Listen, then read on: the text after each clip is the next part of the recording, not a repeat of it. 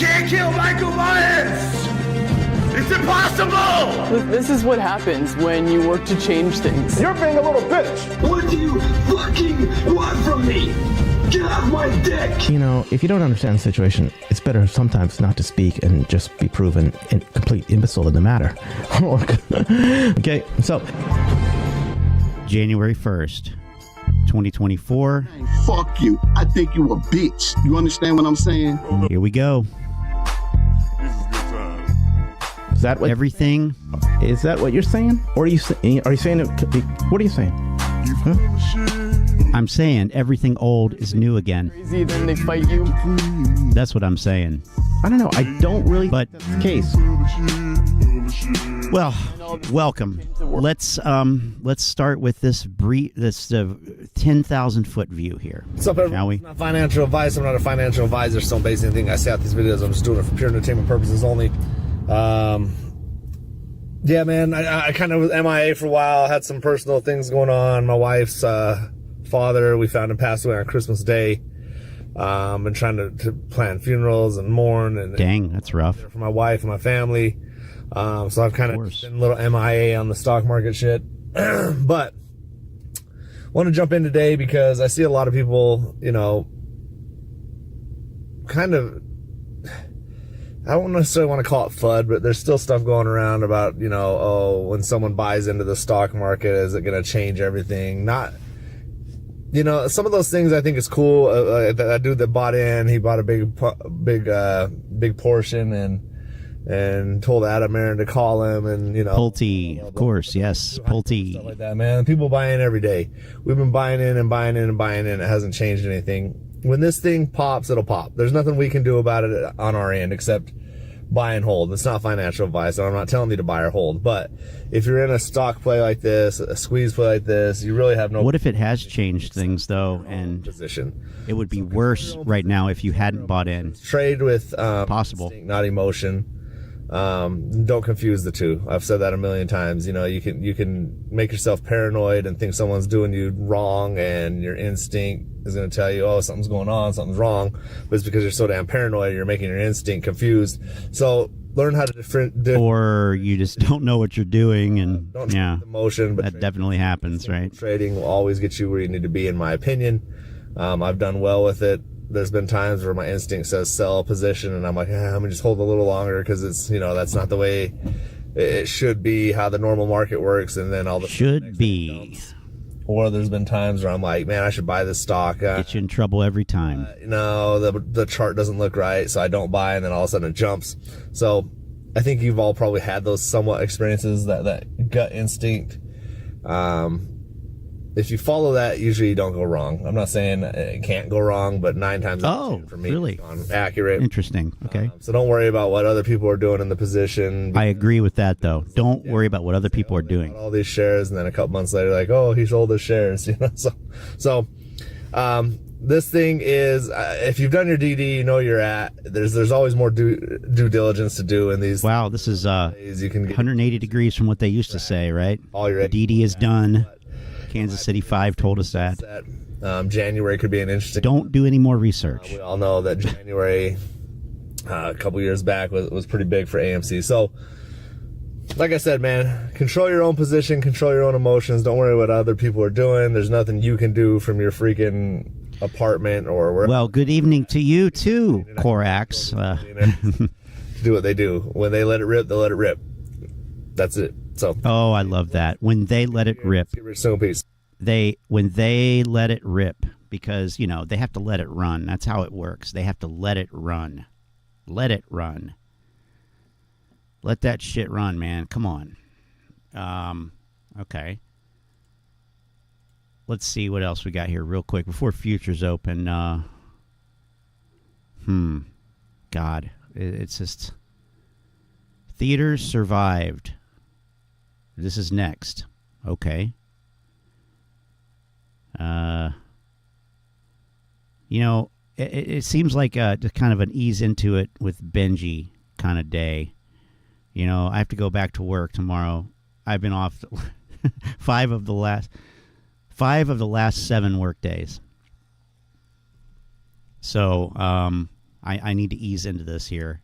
Not that this is work. Don't get me wrong. Skipp says Adam Marin has said many wonderful one-liners that drive home a huge point, but one of them has been cash is king, and it's right up there at the top of the list now that AMC's lenders will want to strike deals because they are strapped for cash, and AMC has it. Checkmate. An ape down below said my favorite from the Q3 earnings call was when they said a sizable cash position. Yeah, keep growing that war chest and we are paying down the debt. And during the process, playing on the offense and expanding at that. This ape says it's pretty obvious what's happening. They are doing their best to destroy the morale, more heavy shilling incoming. How do you convince people to sell who have absolutely refused to sell at this point? Well, number one, of course, they could wait for awesome news to drop about the financial stability of the company. Destroy the share price, bombard it, drop it as low as possible. Post and comment aggressively how this is everyone else's fault, etc. Start arguments within the community. Break up the community through discords and many, many other things. But this ape says it's clear what is happening right now. The problem is some of the apes don't see it. But this ape said it perfectly. They can short this thing to zero. I'm still not leaving. This ape says we all know the game is rigged by now, but we still must focus on the goal. Screaming, crying, yelling will change nothing. Buy, hold, expose them, share videos like this, and let's create a movement. Gary Gensler said in the wake of the 2000... I love how he throws shit in there. Screaming, crying will do nothing. Buy, hold, expose them. Watch videos like this. No, he doesn't say watch videos like your fucking bullshit videos, Benji. He doesn't fucking say that. Now, I get the urge to add in shit that you just make up. But, yeah. Heidi ho, Lynn. Has anybody told you today that you don't look a day over fabulous? Movement. I mean it. Gensler said in the wake of the 2008 financial crisis, Congress directed SEC Gov to enhance the transparency of short selling of equity securities last week. SEC adopted a rule to do just that. And this ape said they thought self-reporting short sale data would suffice, and all it took was another recession and the stock market crash over a 3. Oh, here we go. And apes to They thought self-reporting short sale data would suffice.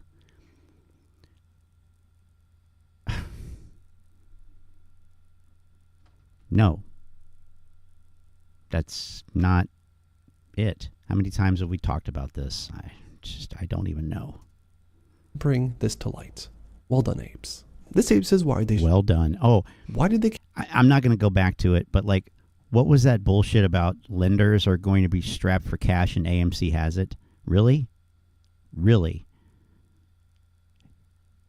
So now the narrative is AMC is flush with cash. Okay. All right. Right.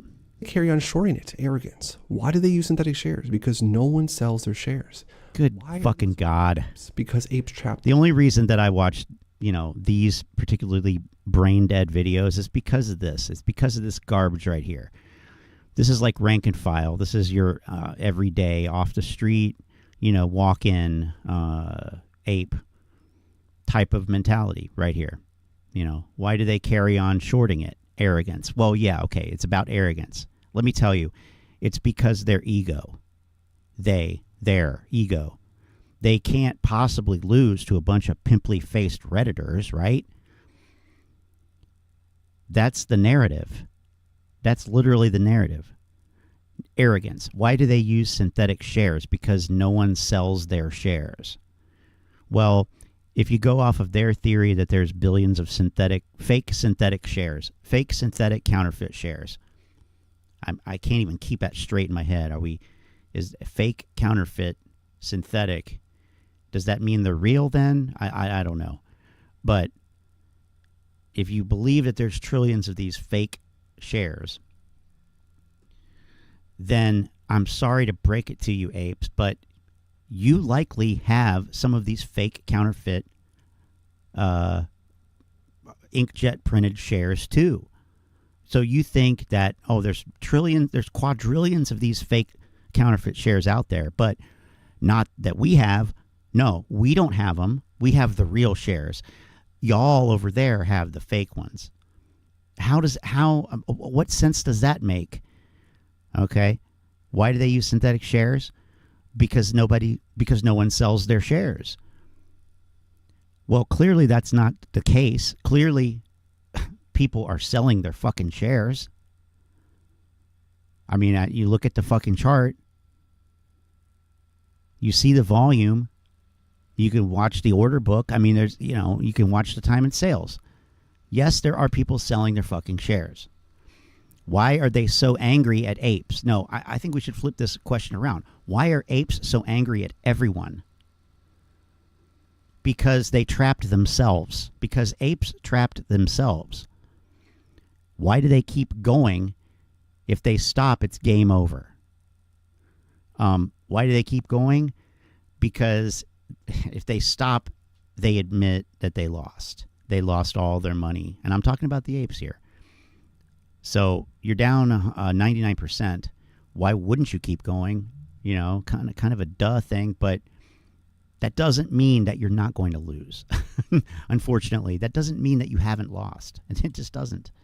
Why did they keep going? You don't lose until you sell. Because if they stop, it's game over. And I want you guys to comment down below in all seriousness. I can't wait until spring. Because I know a lot of us do hold on to AIMC. For the pastels and other things. Completely real. Do you think a lot of this is honestly true? Comment yes or no down below. This Ape says, AMC guys, I am addicted. I have an addiction. I cannot stop buying AMC stock. Jesus. I self-medicate by buying. Benji's like, do you guys actually still believe this crap? Let me know so that I can, move on if not. I'm not and comment down below just out of curiosity. What a joke. You also feel like this ape. This is pretty crazy. Here's the typical AMC trading price from... Well, we're just going to have to, cut that short and pop over to the futures market here and see what we got going on. What is going on in this garbage? Well, let's see. Well, the first step to working past the gambling addiction is admitting you have one. True. Jesus. All right. Yeah. Oh, wow. Would you look at that? The futures are up. No shit. I mean, I can't fucking believe it. I am just totally, what's that? What I've been saying? Gobsmacked. Oh, yeah. Look at that.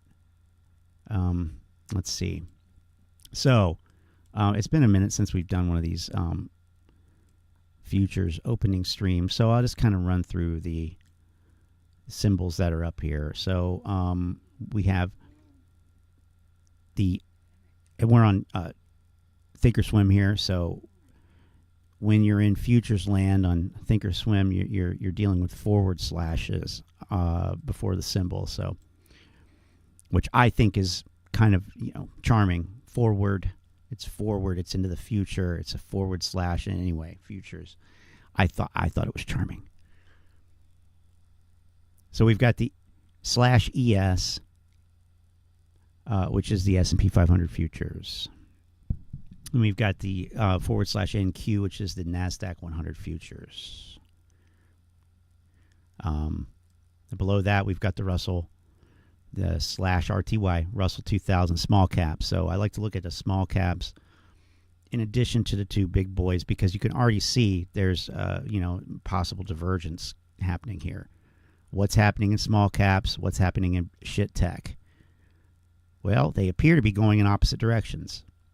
Potentially. I mean, I'm seeing red here. I'm seeing green here. Just pointing that out. I don't know what it means or anything like that. But I'm just literally describing what I see. Okay, so then in the second column here we have /NG, which is natural gas. Energy. We like to look at energy. Energy is a bellwether. Energy is an indicator. Again, lots of inputs, lots of ins and outs in it, and I'm not really reading the tea leaves. We're just looking at, at what's happening here. Then we have below this here right in the center we have /CL, crude oil. This is light sweet crude, Brent, I believe. Kind of the benchmark oil. And again, bellwether energy determines, a a lot of other things, yada, yada, yada, right? Below this, we have the /VX. That's the VIX futures, the volatility index futures. How are traders pricing volatility, in the next 30 days? And how does that differ from pricing volatility for the next 3 months, for the next 6 months, for the next year, or the actual spot volatility index, which is calculated from the S&P 500 options at the money, 30 days. So you got a bunch of different measurements of volatility. I like to look at the futures. One reason is because they start trading today on Sundays at the opening of the futures market, and we can get it in real time here. So we look at that. But the actual VIX index, I believe, is just the cash market, which of course will be tomorrow morning. So anyway, let's see. Okay, I'm trying to stay current, up to date on the chat here. So Lynn says, "Do not expect this year to be the year when shit starts making sense." Well, I mean, we're not that silly to think that, but yes, I agree. Probably not. Yeah. Would you look at that? Stocks rip, bonds down, except at the short end where it is up slightly. People got their New Year's resolution to pump the market. I don't know. I want to say I would be really surprised if we continue in the same theme that we have been in, but I also could absolutely see the same theme holding true. So, like we've talked about before, theory versus practice is two different things entirely. And the market can remain retarded longer than you can remain solvent. So, yeah. Why are stocks ripping when energy is going up? That doesn't make sense to me. It may not make sense. It could be one of those things. We're coming off of a holiday weekend. We got a lot of geopolitical shit going on. And again, I'm not going to claim to be able to read the tea leaves, and I don't think anybody really can. Let me just say that with, a lot of confidence, whatever. So, well, I'm sure somebody can, but it ain't me. But Red Sea, Maersk shipping, that's huge. That's huge. So that's a factor. That's certainly a factor. Oh, and trust me, I want to know why as much as the next guy. But man, it is tough. Hey Tony, how you doing? Tony Tinko's in the house. So how many lawsuits have the apes won already on corruption for any wrongdoing? Well, how many have they won? That's about the same number as the number of apes that have become millionaires in the last year on AMC. I had to put that qualifier in there. A big fat 0, I think. But don't worry, we got more lawsuits coming. I feel it. Recent house explosions have some connection to natural gas and electric vehicles. Possibly, or meth labs. Coming from Ohio, DXY, the dollar index, is even going up. Sounds more like USD liquidity issues and national traders selling bonds to get cash. This is still not sounding bullish to me.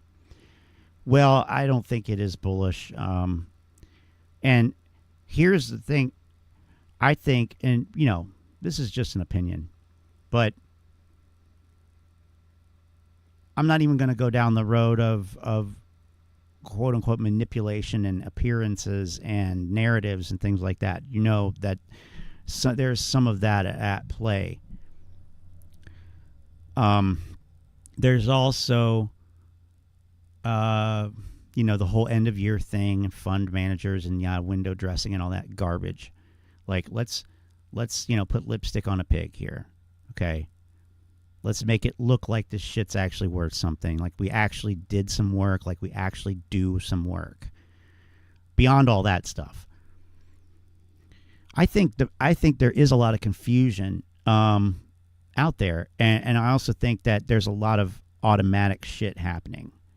So I've been trying to think,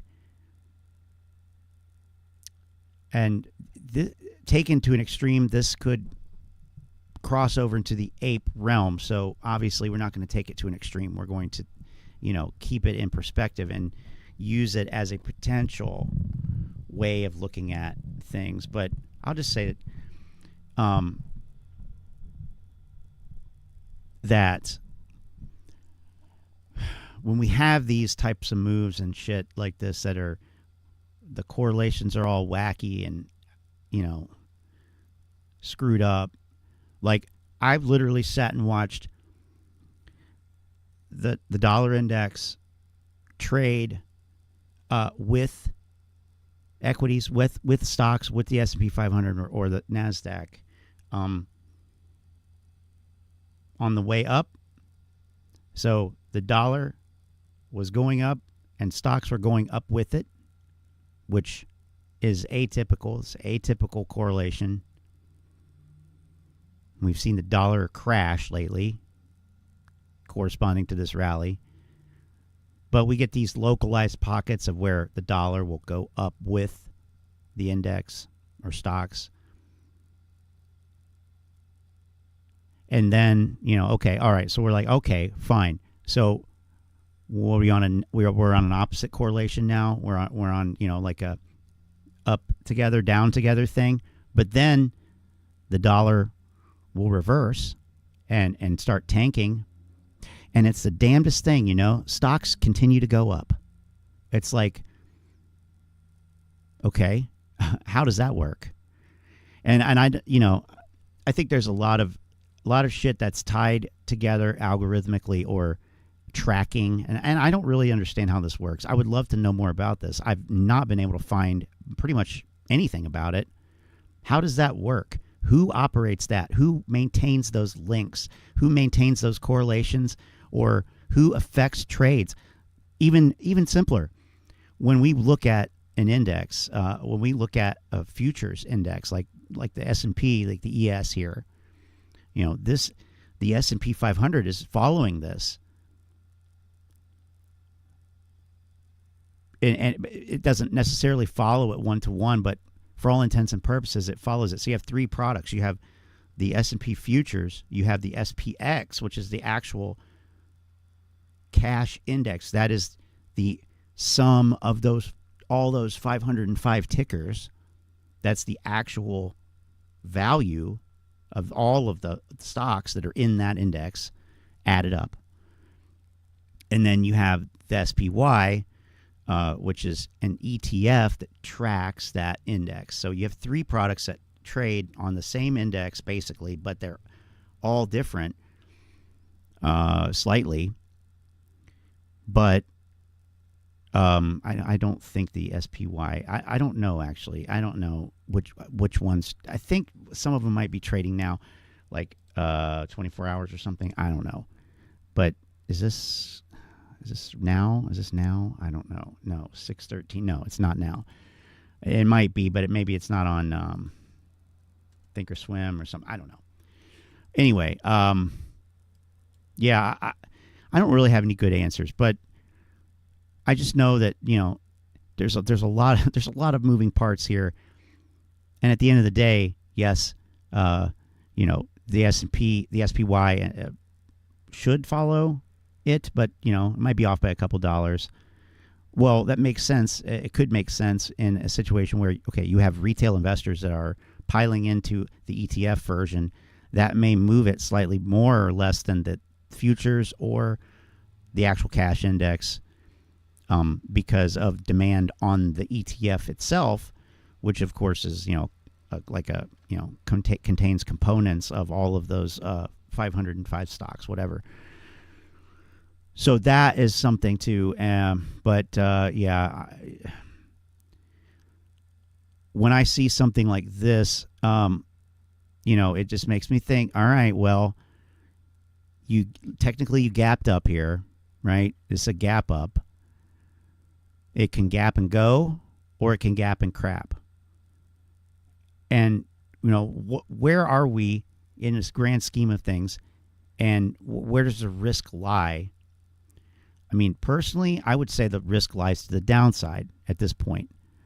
Let's just open up the NASDAQ here separately real quick, and then we'll move on to something, because I don't really know what I'm talking about. But it's fun to speculate, and I'm making it clear that I am speculating. So don't come back to me and say, "Well, you said this." Okay, yeah, I did, but all right, we're gonna have to go probably 4 hours. So, this is the NASDAQ Cash Index. Let me go to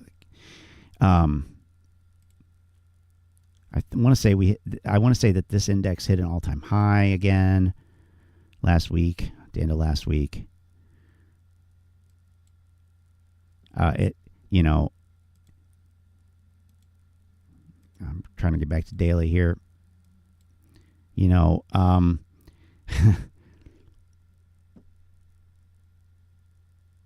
But we've certainly seen these types of moves where this bullshit will literally, we saw this actually, this really reminds me of the one that got data zero.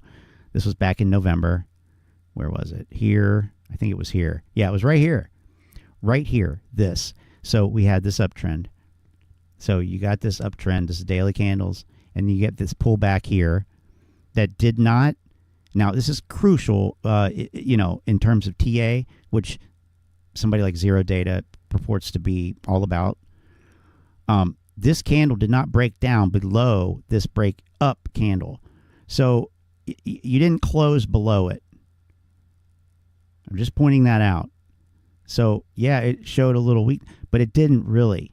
So this, is this a strong signal here? No.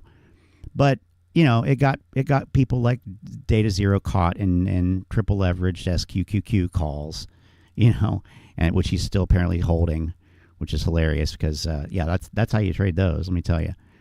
So right here, but then what happened? It exploded up more. Could that be what's happening here? Well, maybe, because this candle did not break down below this other green candle here. I'm just pointing out, what I see. That's it. All right. Cool.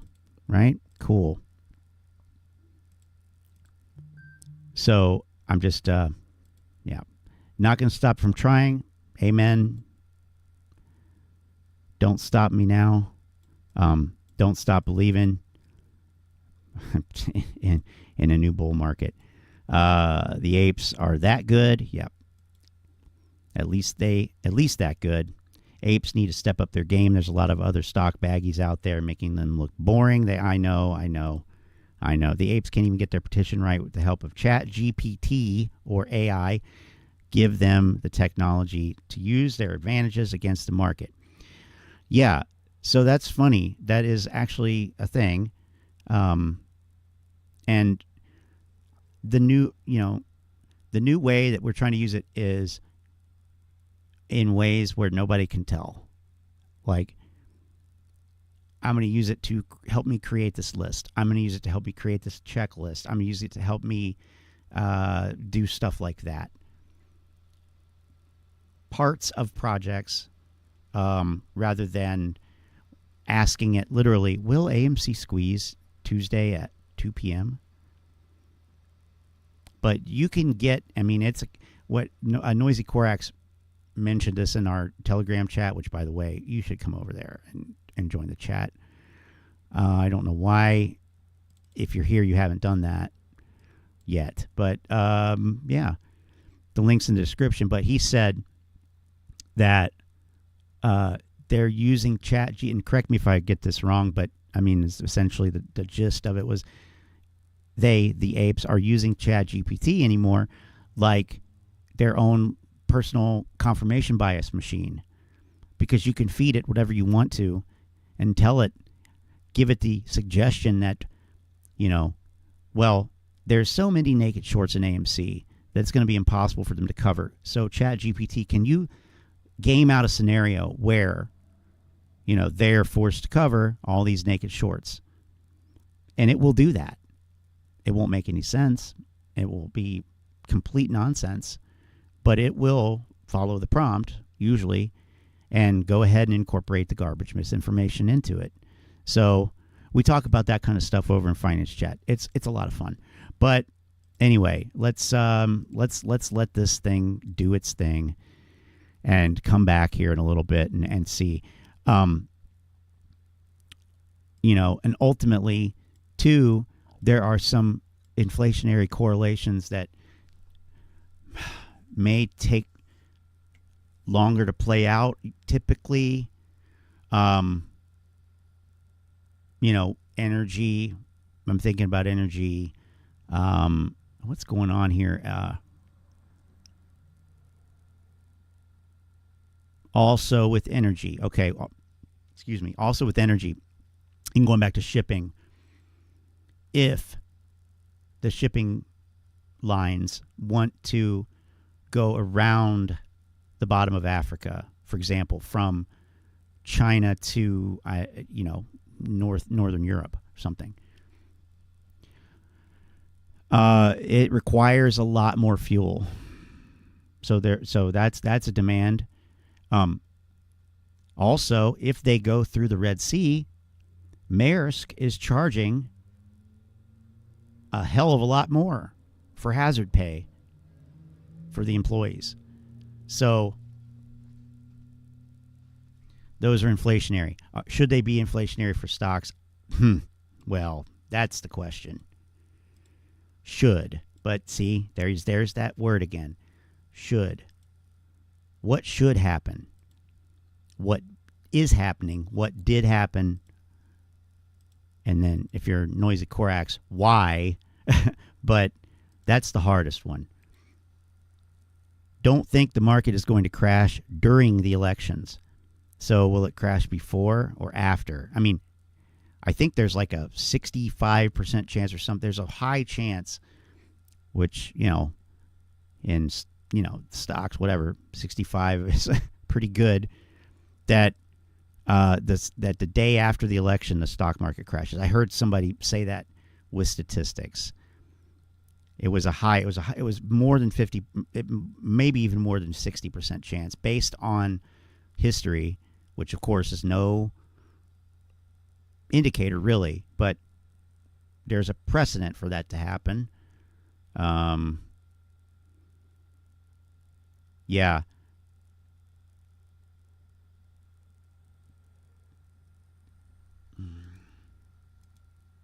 And I like how you said that too, though. I don't think the market is going to crash during the elections. One could have said, I don't think they are going to crash the market during the elections. Why didn't you say it that way?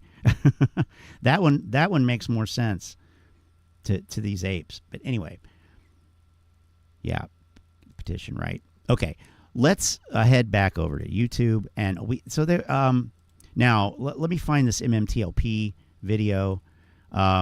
This is, I'm not as prepared as I'd like to be, but crash after the election. That's what history would kind of maybe not dictate, but, let me find this video off here. Let me see.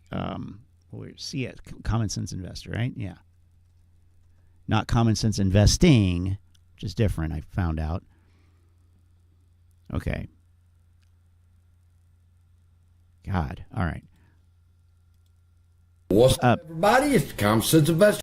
You're going to have to, somebody's going to have to tell me if I'm on the right one or not. I can't remember which one it is. Let's see what it was. CSI video on the trading station MMTLP silliness. Right. Okay. I gotcha.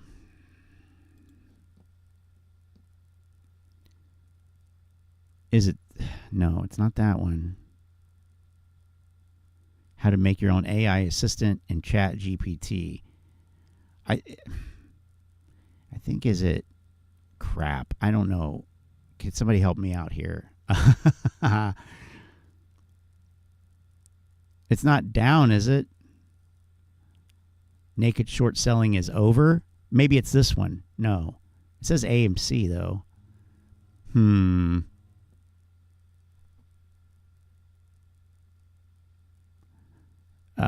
Boy, this one started a firestorm here. Ken Griffin just said this.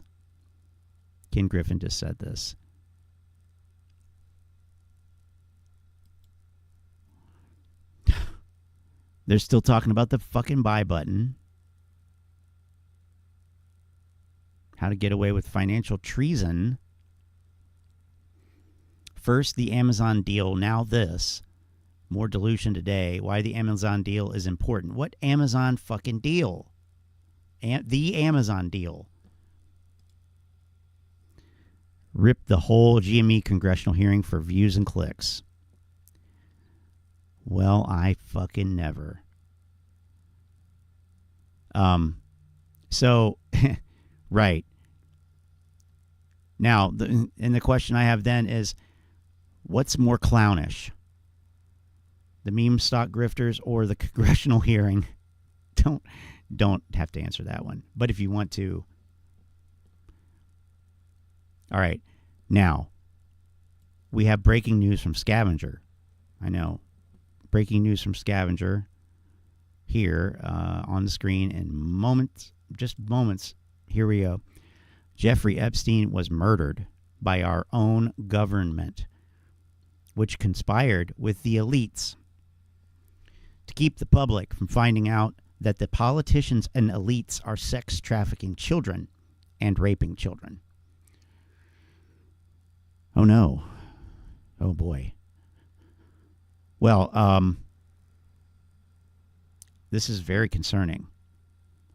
Very, very concerning. Wake me up when there's proof or anything other than, like, I don't know if people understand how this comes across. It does not come across in a flattering way. Scavenger does not look like he is. It doesn't. What does this do? What does this actually do? Okay, I mean, I understand. This is what he believes, probably, and I believe that he does believe this. I think he is a true retarded believer of this kind of crap. And hey, it could be true.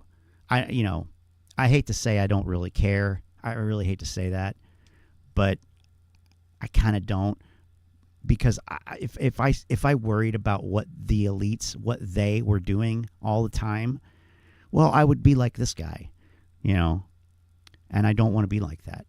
Now, I'm not saying that I condone anything and that it's okay. I'm not saying that. What I'm saying is it has nothing to do with my personal finances. It has nothing to do with trading stocks and options and making money in the stock market. And especially if you're trying to manipulate a short squeeze into existence, what good does this do? I really don't understand. This is like, I don't know. I think this is like, does this imply some kind of incel, like clout or something? Like, who can come out with the, I don't know. I don't know. But, man. But like I said, I don't know if it's, I don't know. I just, like,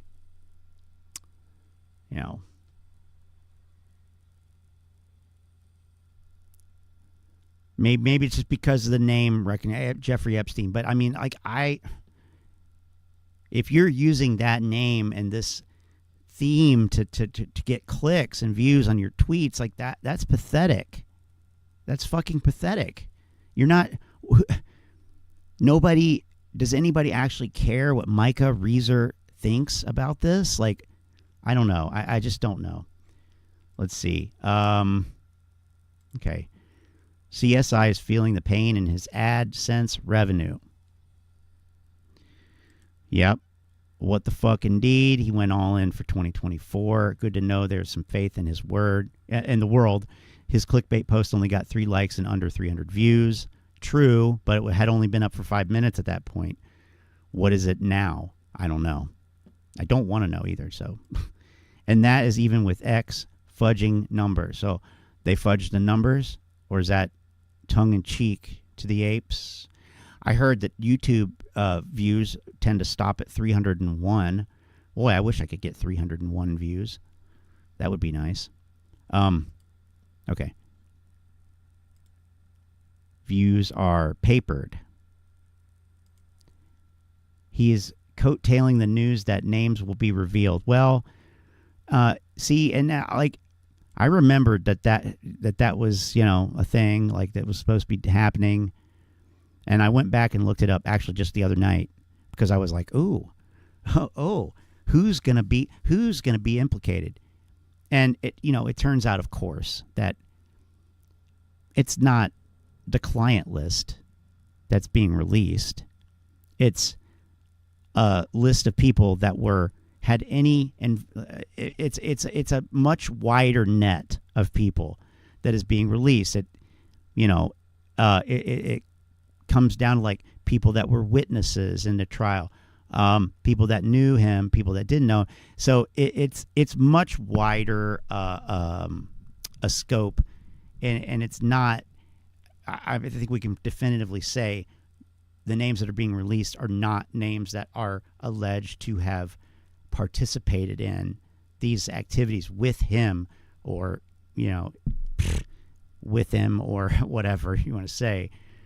Now, I'm not saying that that's none of those people potentially, but officially what they're saying the list is not, I don't think, what most people think that is being released. That's at least my understanding of it, because I did look into it, because like I said, are we going to see, are we finally going to see,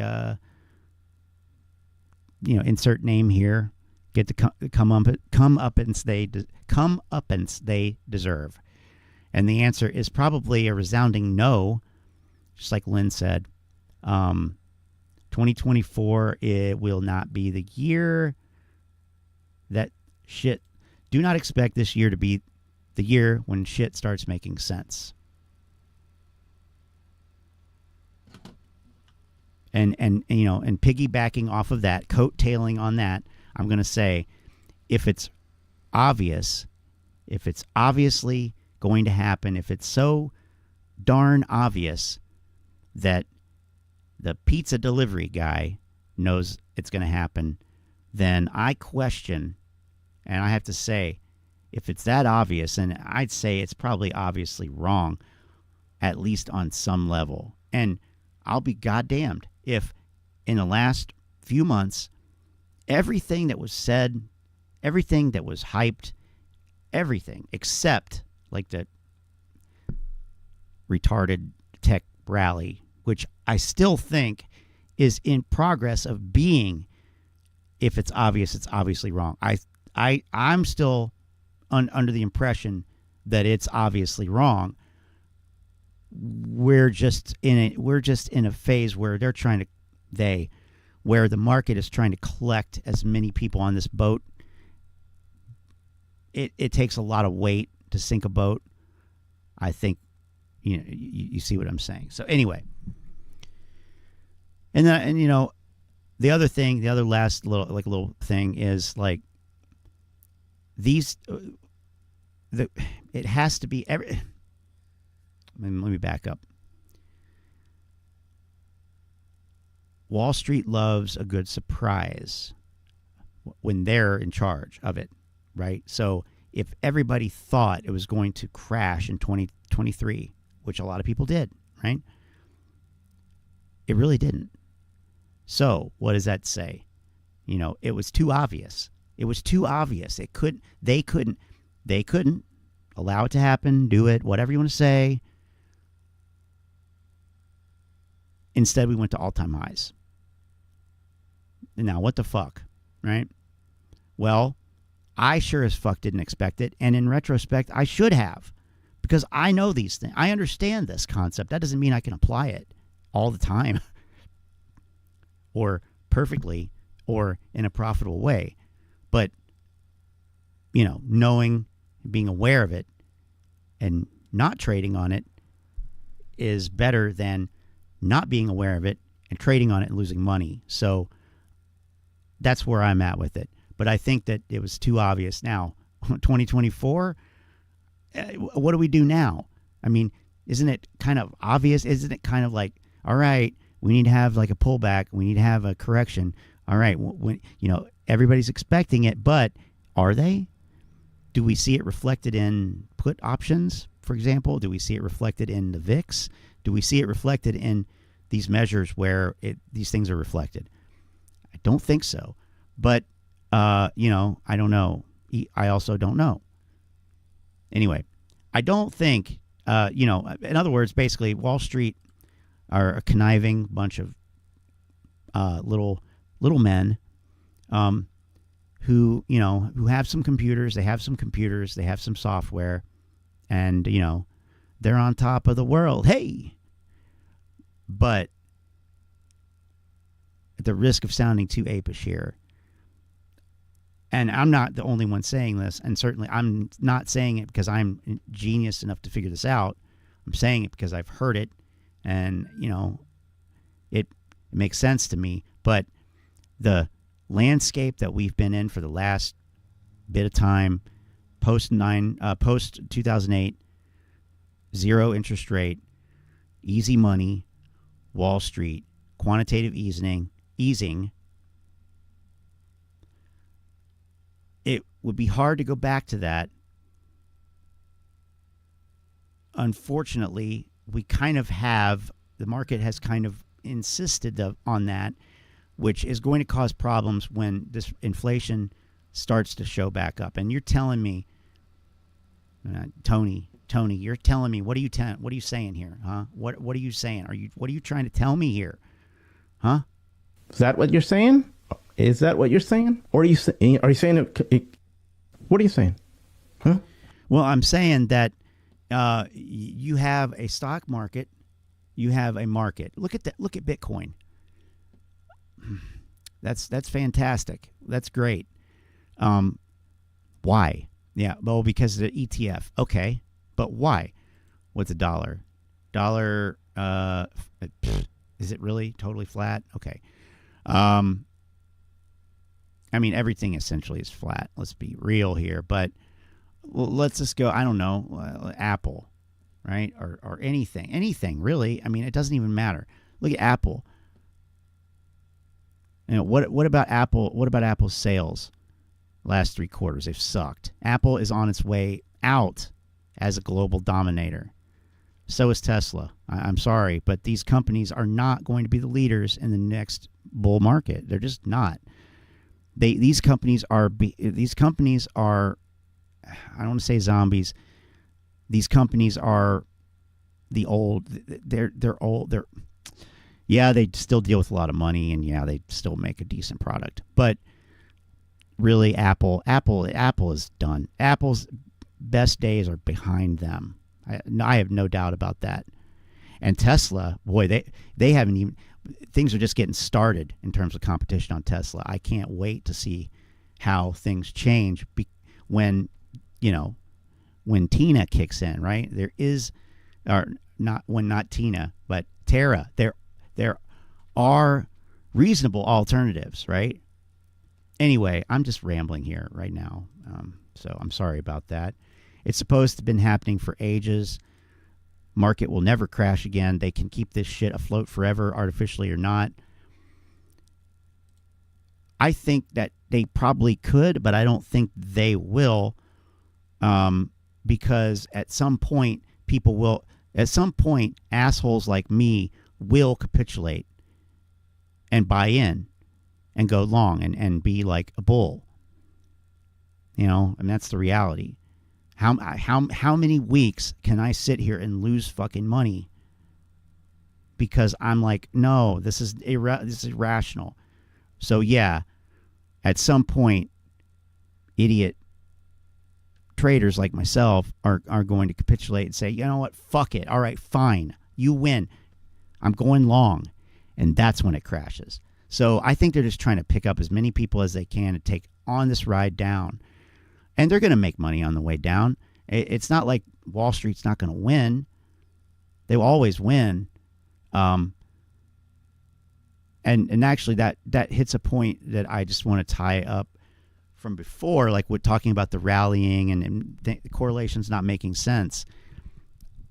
Anymore, the stock market going up, prices going up, I don't consider that to be a rally. I mean, that sounds weird. I don't consider it to be bullish necessarily. And at some point, I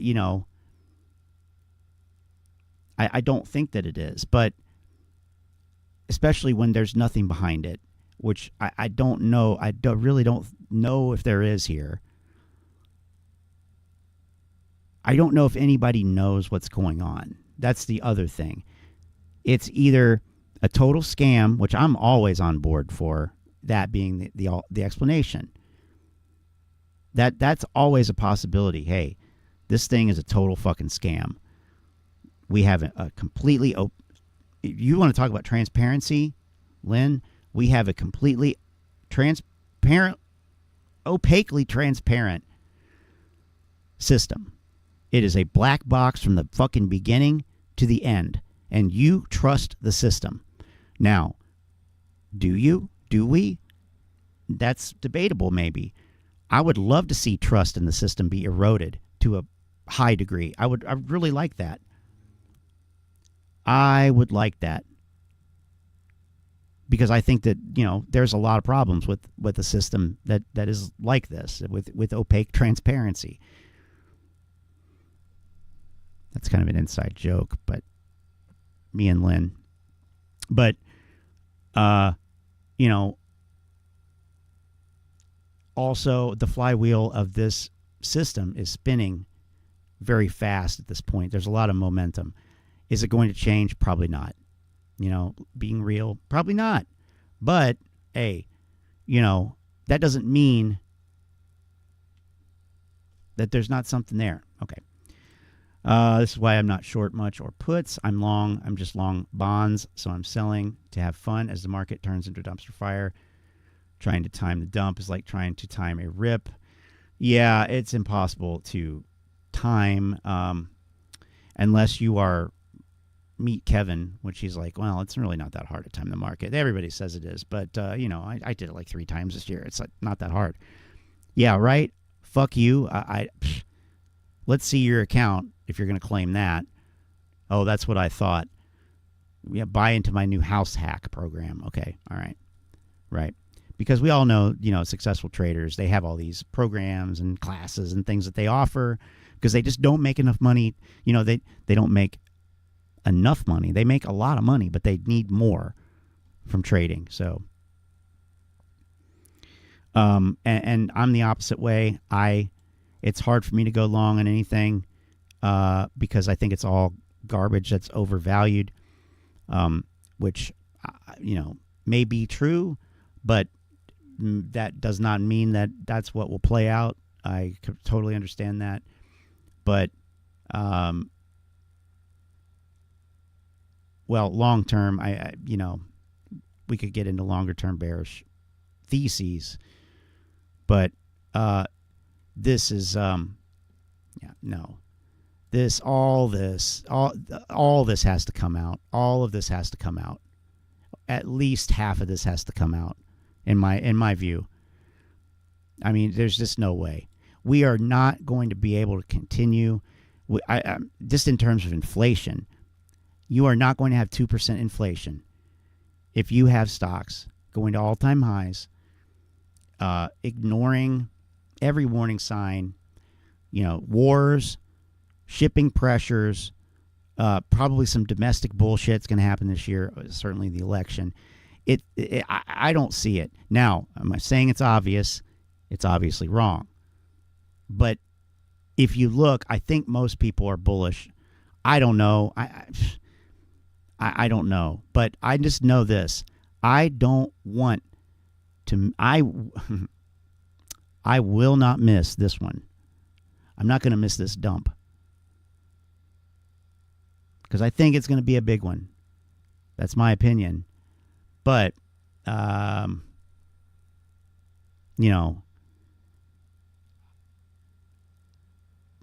we have been living in a fantasy world for a long time. Probably my whole life, 40 years, in some form or another.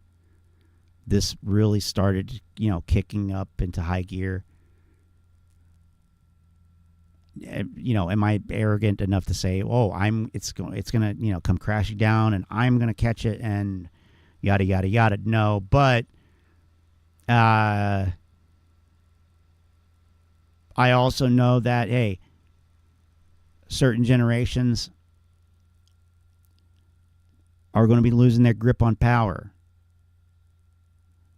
and I'm not sure if I'm really not sure what's going to happen.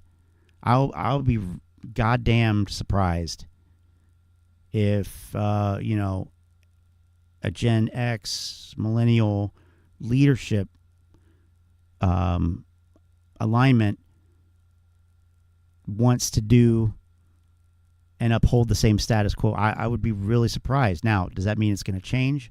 No, doesn't mean it's going to change. But I mean, in terms of people that I know that are around my age, there's kind of a disdain for things. There's kind of, we didn't benefit the same way that generations like the baby boomers did, for example. So I don't know. I'm just talking out of my ass here, really.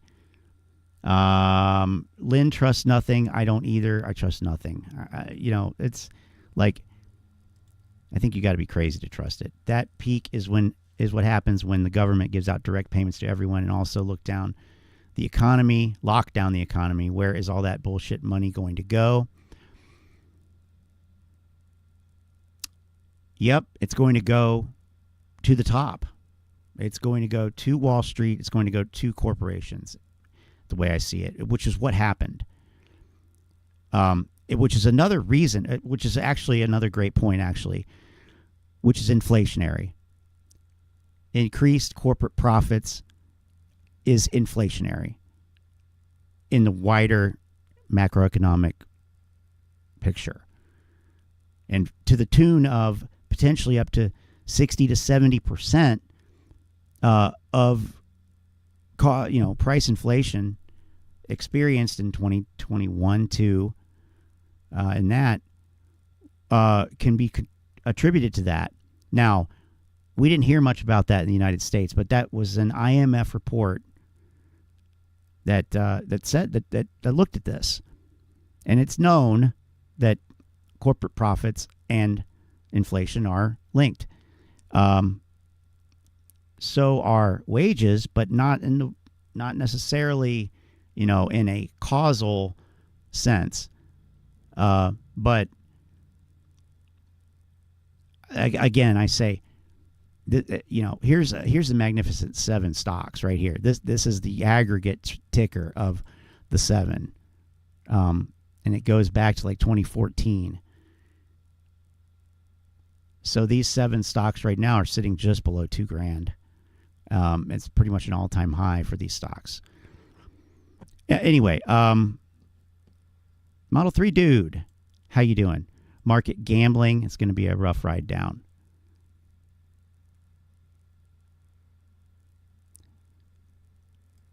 Yeah, I think it will be. It'll be very much like it was last time, in the sense that it's like, and I'm somebody that needs help with this more than, just along with everybody too. when you see profit, I'm on a position, especially one that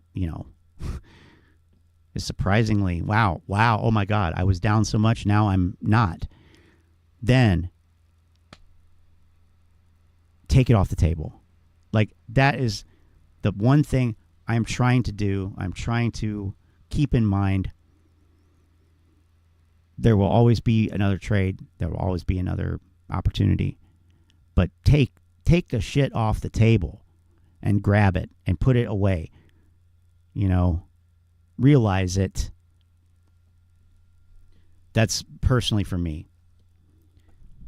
And I don't necessarily worry about percentages or dollar amounts or anything like that. More of a I guess feel or intuition or something, or like, oh yeah, that's a lot. Let me just go ahead and close that.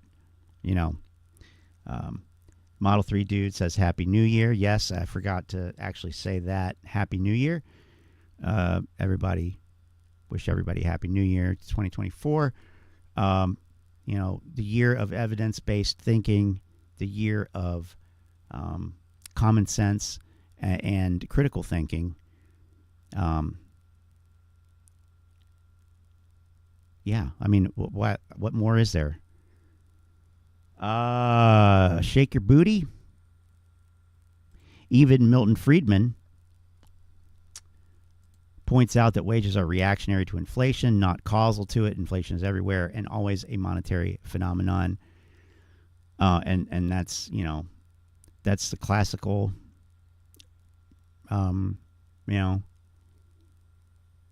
viewpoint, which, I mean, is supported by the evidence that we have here. We've looked at these things a lot. Oops. And everybody wants to talk about supply chains, and everybody wants to talk about all this and that. But at the end of the day, I'm a believer in the monetary. Now, there are some other, there can be other inputs and outputs. I don't think it necessarily has to be 100%. There are supply and demand issues that affect things, but like, Fred, let's look at Fred, and one stock, whatever. It doesn't really matter. They're all the same. They all look the same. They're just higher than the other. I mean, now you'll hear people say, well, look at this historic rundown, runoff of this. This is a historic collapse of, 2 trillion, maybe. Well, okay, but what about this historic jump? Now, so we're going to sit here and talk about, oh, well, we're trying to get inflation down to 2%, and we're declaring victory when, I mean, I'm not saying that all of this has to come out, but do they have the M0? I don't know. So the M0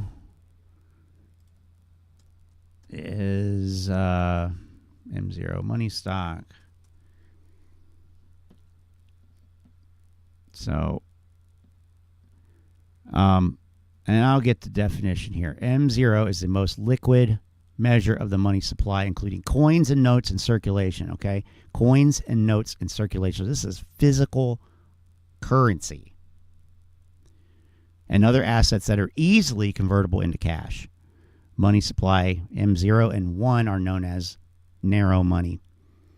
So let's look at it. Now, I have no use for a histogram here or bars.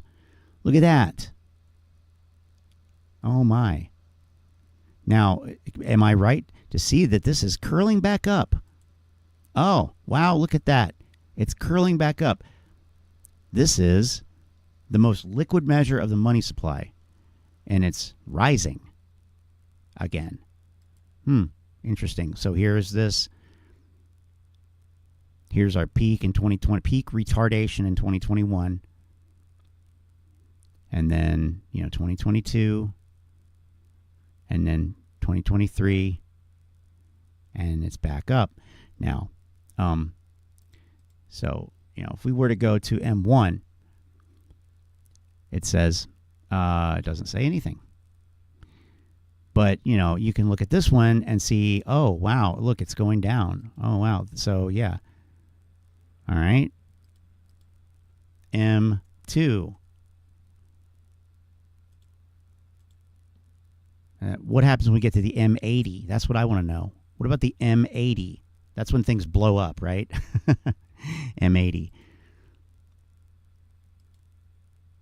So now we're starting to get into this. Look at this. M2 is starting to curl back up. Right?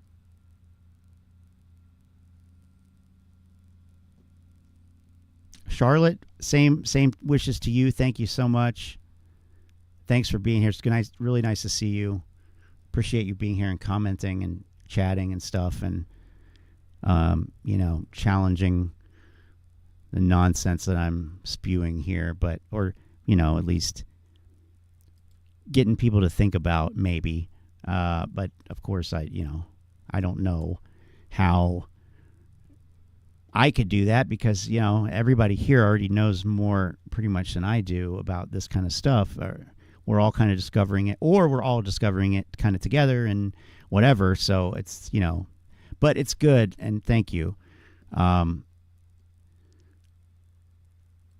think it will be a good year for people that are paying attention and that are, I'm not going to say woke, and I'm not even going to say awake, but people that are paying attention, right?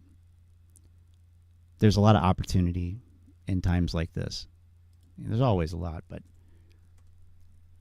M3. Do we have M3? No, they're not going to give us M3 in there. Okay.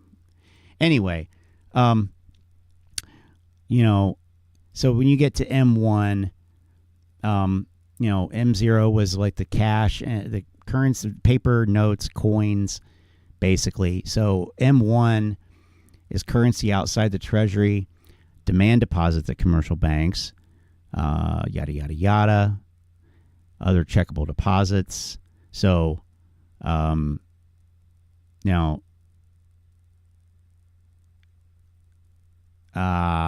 whatever here, OCDs, savings deposits, money market deposit accounts, right? Okay. So it's got a little bit more, stuff in it. And it's just kind of the same thing as we go up these levels of, M2 contains M1 plus savings deposits, okay, including money market deposit accounts, small denomination time deposits, less than 100,000, less or minus individual retirement account, IRAs, balances in money market funds, less IRA. So it's got like a little bit more in it, right? And then you get to M3, and you can see this here in the balance, the data. This is around 20 trillion. Then you get to M3. Discontinued, right? Okay. M3. Come on. I mean, I guess it really doesn't matter. It could be. I could use any of these other European ones, but let's be accurate here and go to the United States. Good old U.S. of A.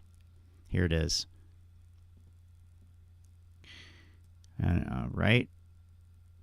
So here's M3, and this one. Well, this is a discontinued one. It's not discontinued so much as it's they changed the time. They changed the x-axis on it. Come on now.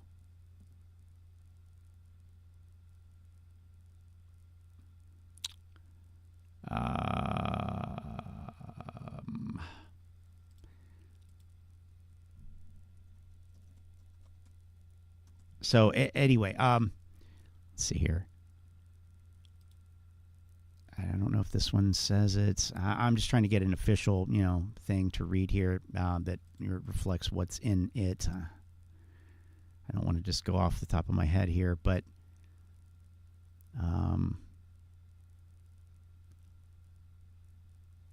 Well, how about this?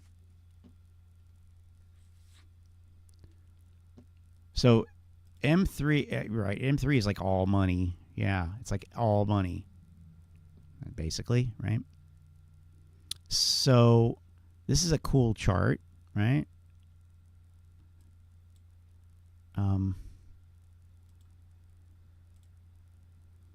Look at this. I mean, this is fascinating here. So I'm going to go last 5 years because I don't care. You know, here's 2019. Here's February 2020. Here's the COVID crash, right? Look at how, I mean, this is absolutely fucking fascinating, right?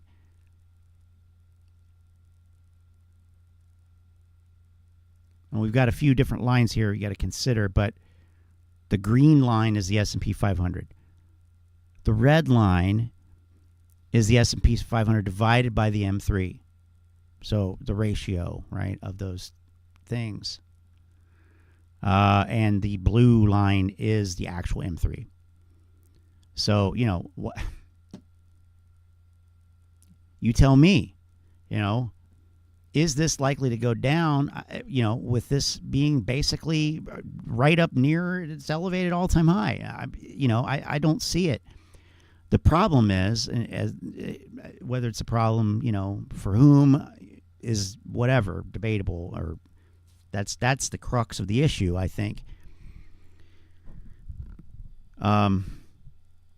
is that this money is still out there, and it's, you know, it's on Wall Street, it's in, you know, it's in the bond market, it's being held by institutions and rich people, elites, and you know, there's one thing that those types don't like to do. It's give up the goods. So,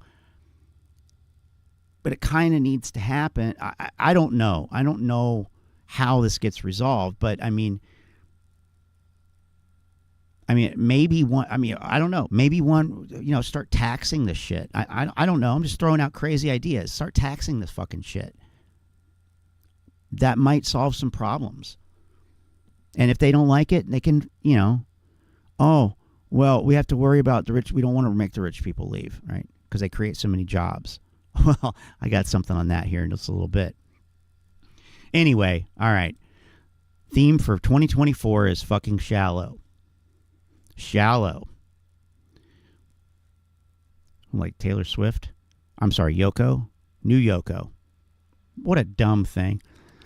I wonder if the rise in M0 and drop in M1 is the squeeze on people's savings. They are liquidating it and squeezing it into M0. What happens when people run their savings dry?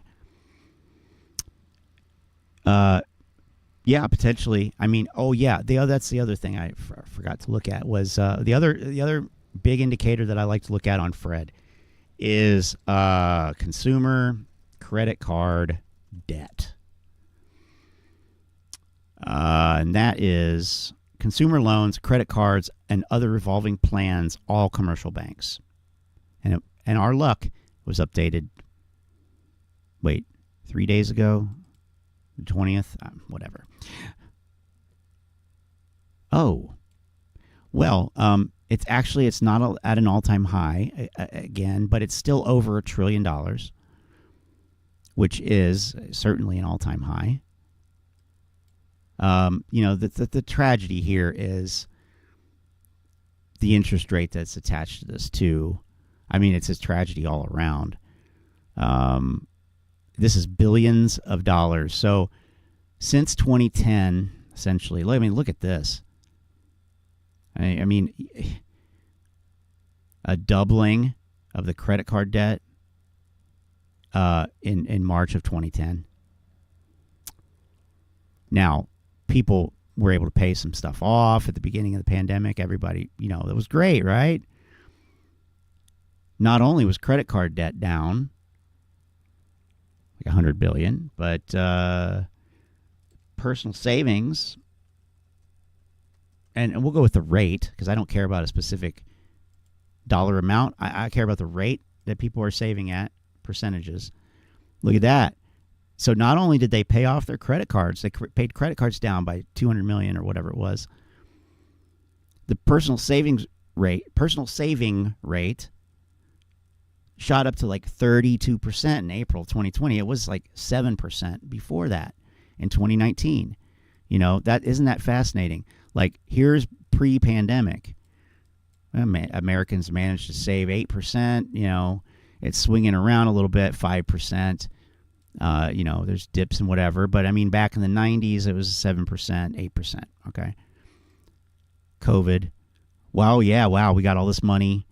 We were not quite sure what to spend it on. So, yeah, we'll just put it in the bank, right? Well, we found stuff to spend it on. And then by the time, look at this. By the time, you know, you had January 2021, this is Keith Gill right here, putting money away in the bank, right? This is Roaring Kitty. Maybe. It's a percentage, so, you know. But, yeah, we see it shoot back up to 20, and then here in March, 21, up to 25, 26, and then the squeeze really hits. Then we start getting squeezed, whatever. Squeezed better. You know, this is when, like, mid-2021, when the Republican governors started crying about labor shortage. Can you imagine? Can you remember that? We were, I mean, what a fucking grifter society we have. Labor shortages. We have labor shortages, guys. Right? Okay. So much so that our wonderful governor, Mike DeWine, and like 25 other red state governors said to the feds, you know what? Thank you for the unemployment funding. Thank you. We really appreciate it, but no thank you. We don't want our people to have it. And just personally, this is not a sympathy ploy or anything like that. I'm just telling what happened. I mean,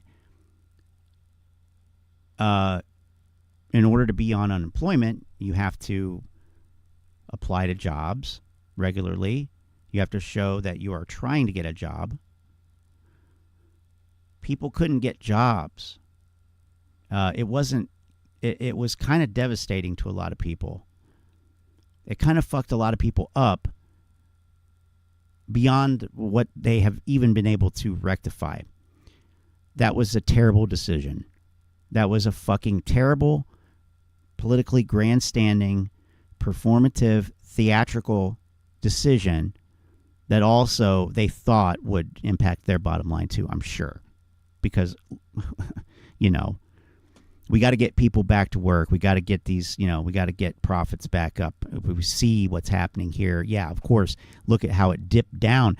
That was when, essentially, August, September, that's when the the state said, we're not going to, we're not going to continue the expanded pandemic unemployment, even though the federal government has funded it for us. We're, on behalf of our citizens, we're just going to decline it. And I say to Mike DeWine, fuck you, rot in fucking hell for doing that. You hurt people with that. Now, having said that, the whole thing was fucked up. Yes, the whole thing was fucked up, but to rug pull like that, and you have to understand too, there were some, again, theatrics involved around the beginning of 2021 with, is Congress going to approve it? Are they going to sign it? Is there going to be a gap? All that kind of stuff. Now, it's not like we were just, living off the government teat and not trying to, move on with our lives, but a good bit of the country was still closed down in 2021. So, and some people took COVID serious. Some of us took COVID seriously.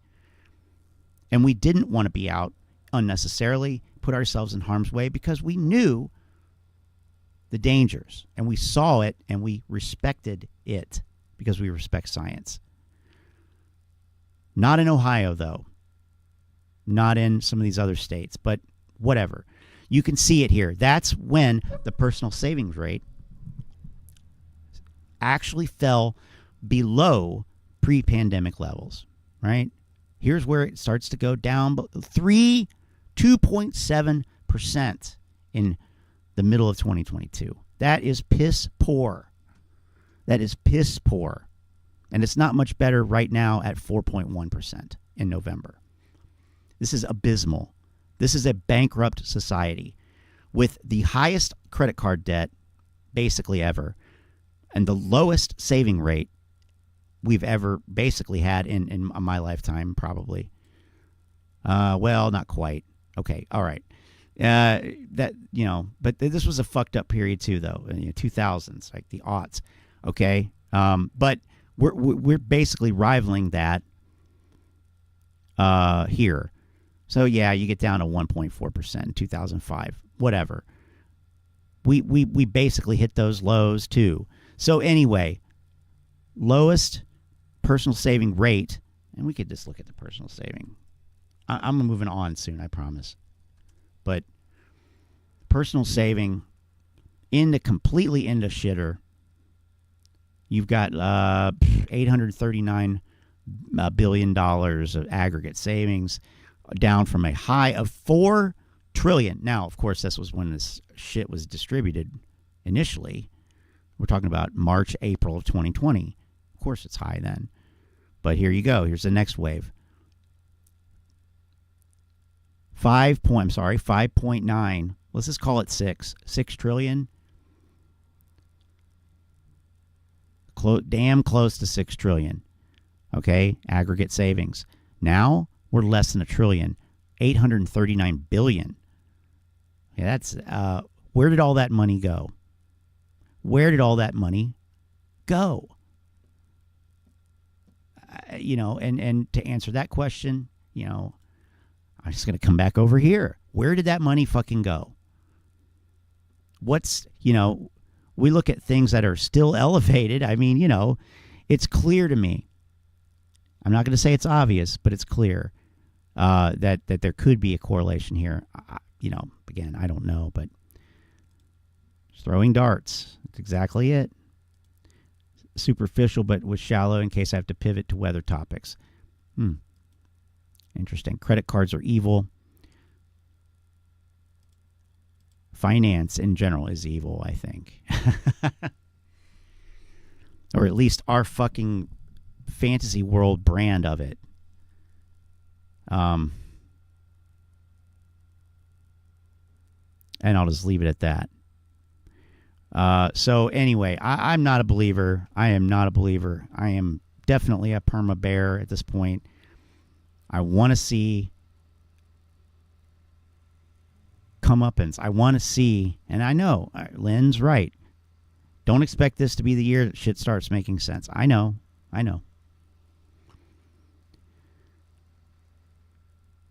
And it's not even for the same reasons that the apes want to see some of these things happen. Because the apes want to see that these things happen, but they want to be the beneficiaries of it. That's the difference. The apes want to see everything crash so that they will get a short squeeze, which, let's be real.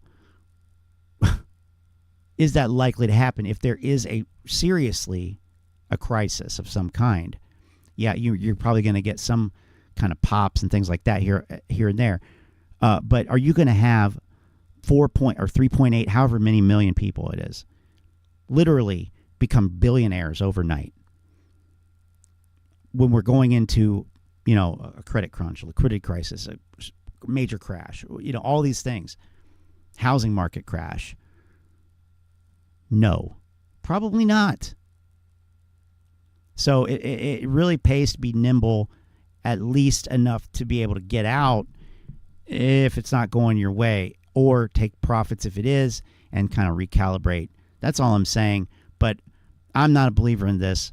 I don't think it's going to hold. I could be wrong. I've been wrong almost all year. So, there's that. But, hey, maybe that's a reason why, no, it's not. It's not. It's not a reason why I'm not wrong in the future. That's wrong. But, whatever. Nobody cares what some jackass in Ohio thinks about this because I don't know anything either. I don't know anything. I have no insight beyond being able to look at things and trying to, put it all together. But at the end of the day, let's say this.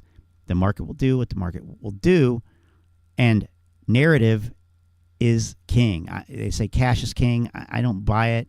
The narrative is king.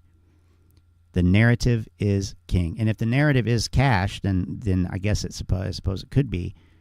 But propaganda, narratives, and the illusions of, or put more simply, simulation. We have a simulated bull market, for example. We have a simulated bout of prosperity.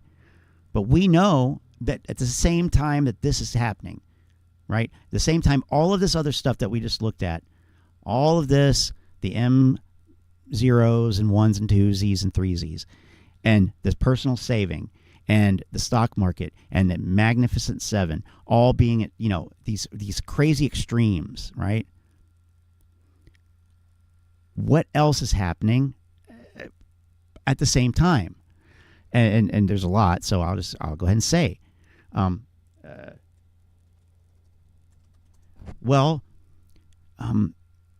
you have almost $34 billion of national debt in the United States. 34, wait a minute, hold on. No. What am I thinking? Million, billion, trillion. 34 trillion. I don't know if that's what I said. I'm saying it now. 34 trillion with a T. That's with a T. Which I don't need to tell anybody is astronomical record. $101,000 per citizen, or $260,000 per taxpayer.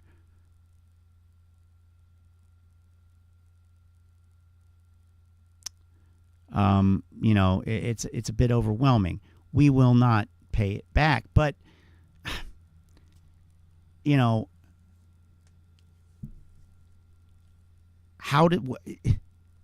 this is a divergence. How does this get resolved? Well, I don't have the answers, but how can you look at this stuff and say the stock market should keep going up? I don't know. I don't believe that. It's all transfers of wealth anyway. Has nothing to do with company fundamentals or anything like that, which is why I'm leaning towards it's a scam. This whole thing, I think 22 and 3 were and I'm not saying I actually believe this wholeheartedly. I'm just putting it out there as a possibility because who knows? Because like Lynn said, trust nothing.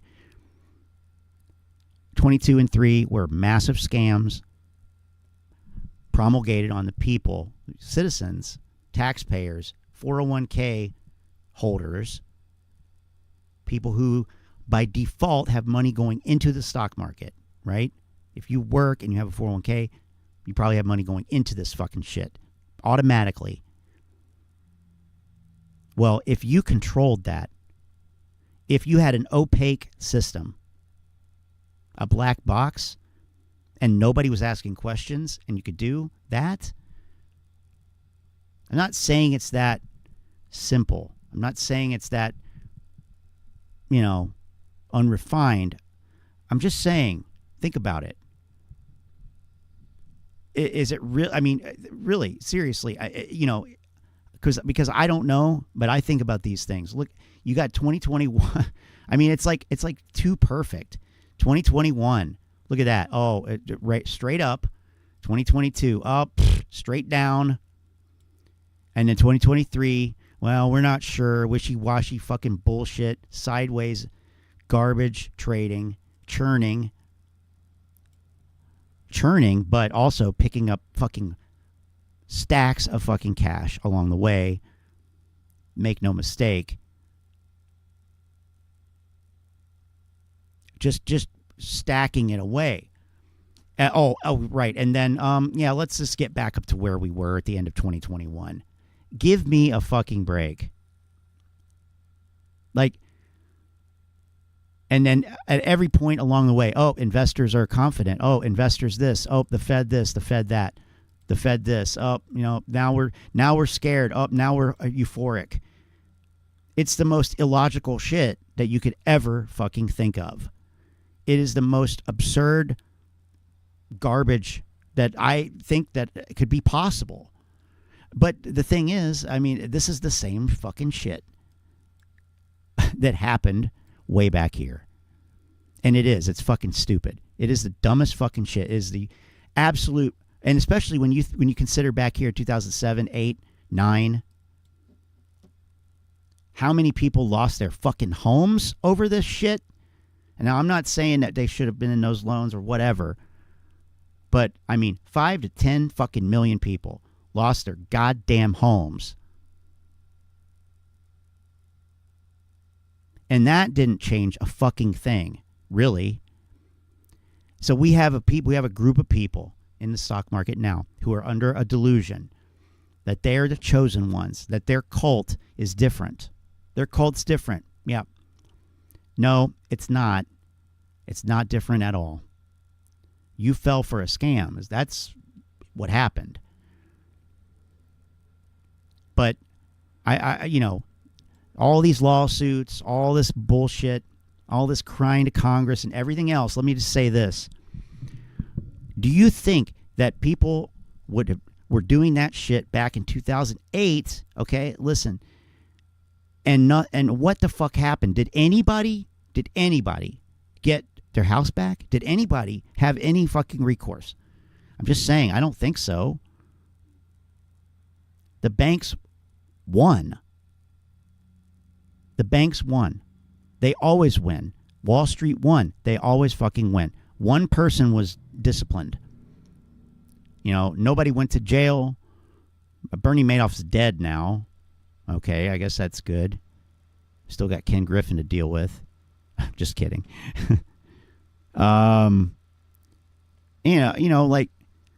So that's a little bit more important. That's a little bit more life or death than, I didn't get rich off of this gamble, right?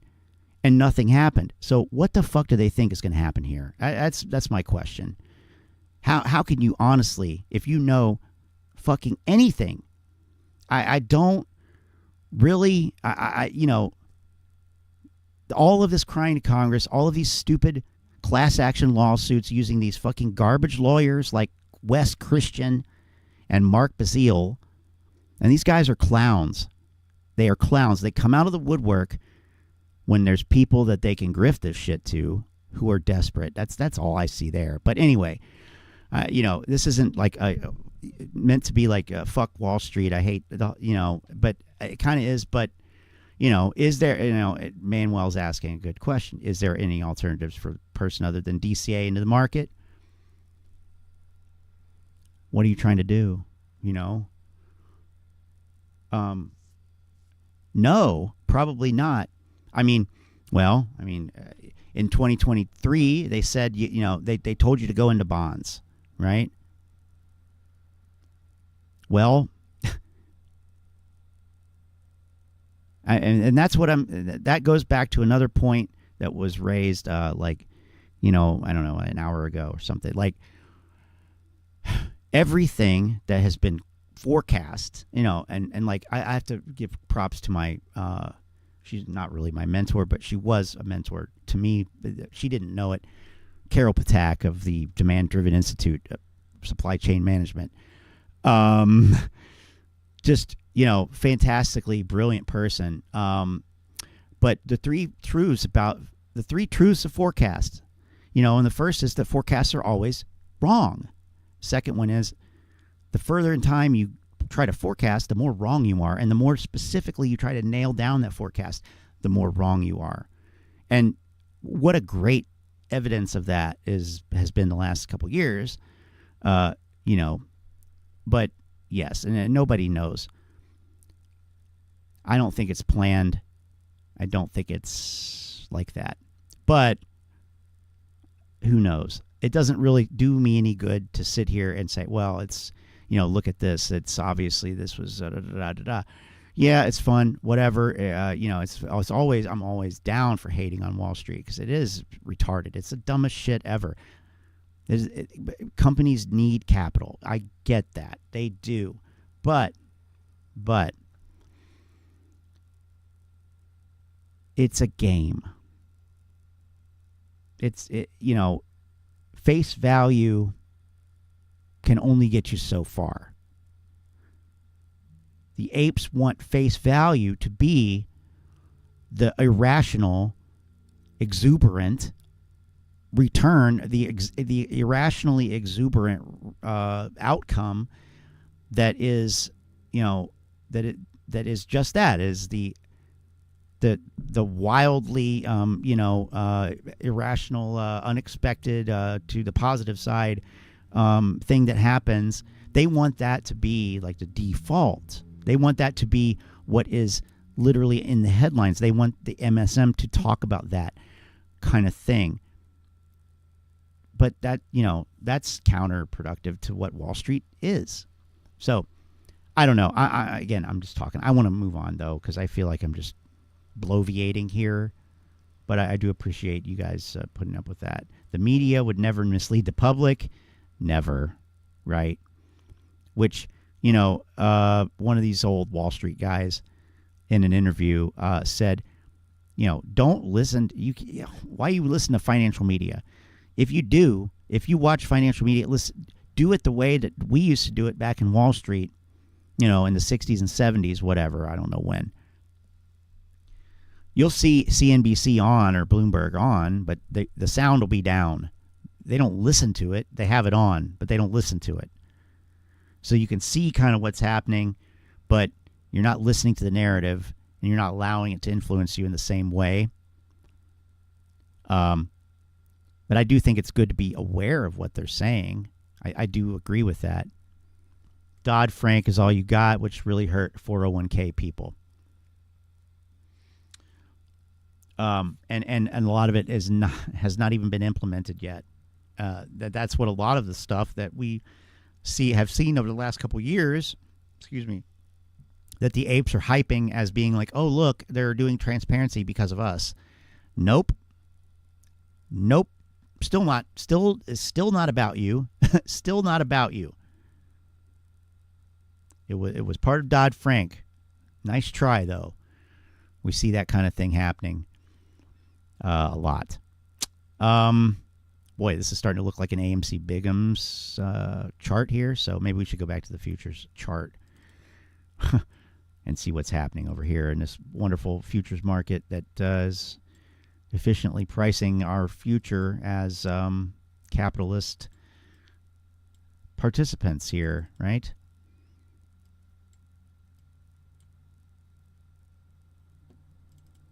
And there is debate about efficiency of markets. It's not a foregone conclusion. A lot of this stuff is theoretical. At the end of the day, you're talking about institutions and individuals, but mainly institutions, groups of individuals with large amounts of deployable capital that can move markets, and they can make things, go a certain way. If you had the money and you had the thesis, idea, you're using the resources that you have available to you to, do your part in that. How, that's no different than what retail investors do, except it's just on a bigger scale, and that's the nature of this system.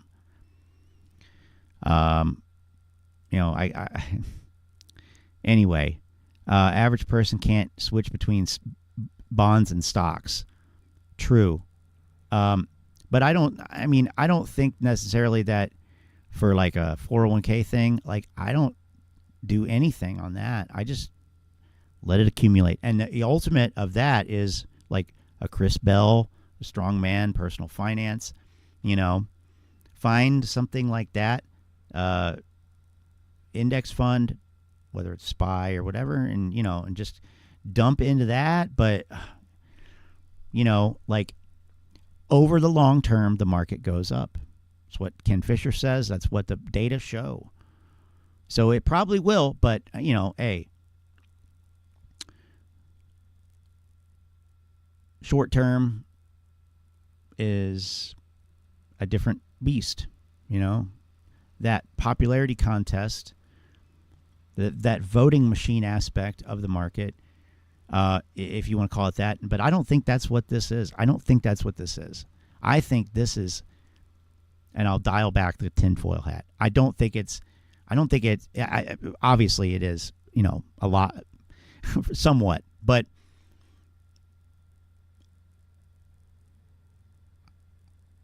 I think this is driven by a lot of automated technology. I think it's driven by a lot of correlations and links and tracking of other assets. I think it's potentially, we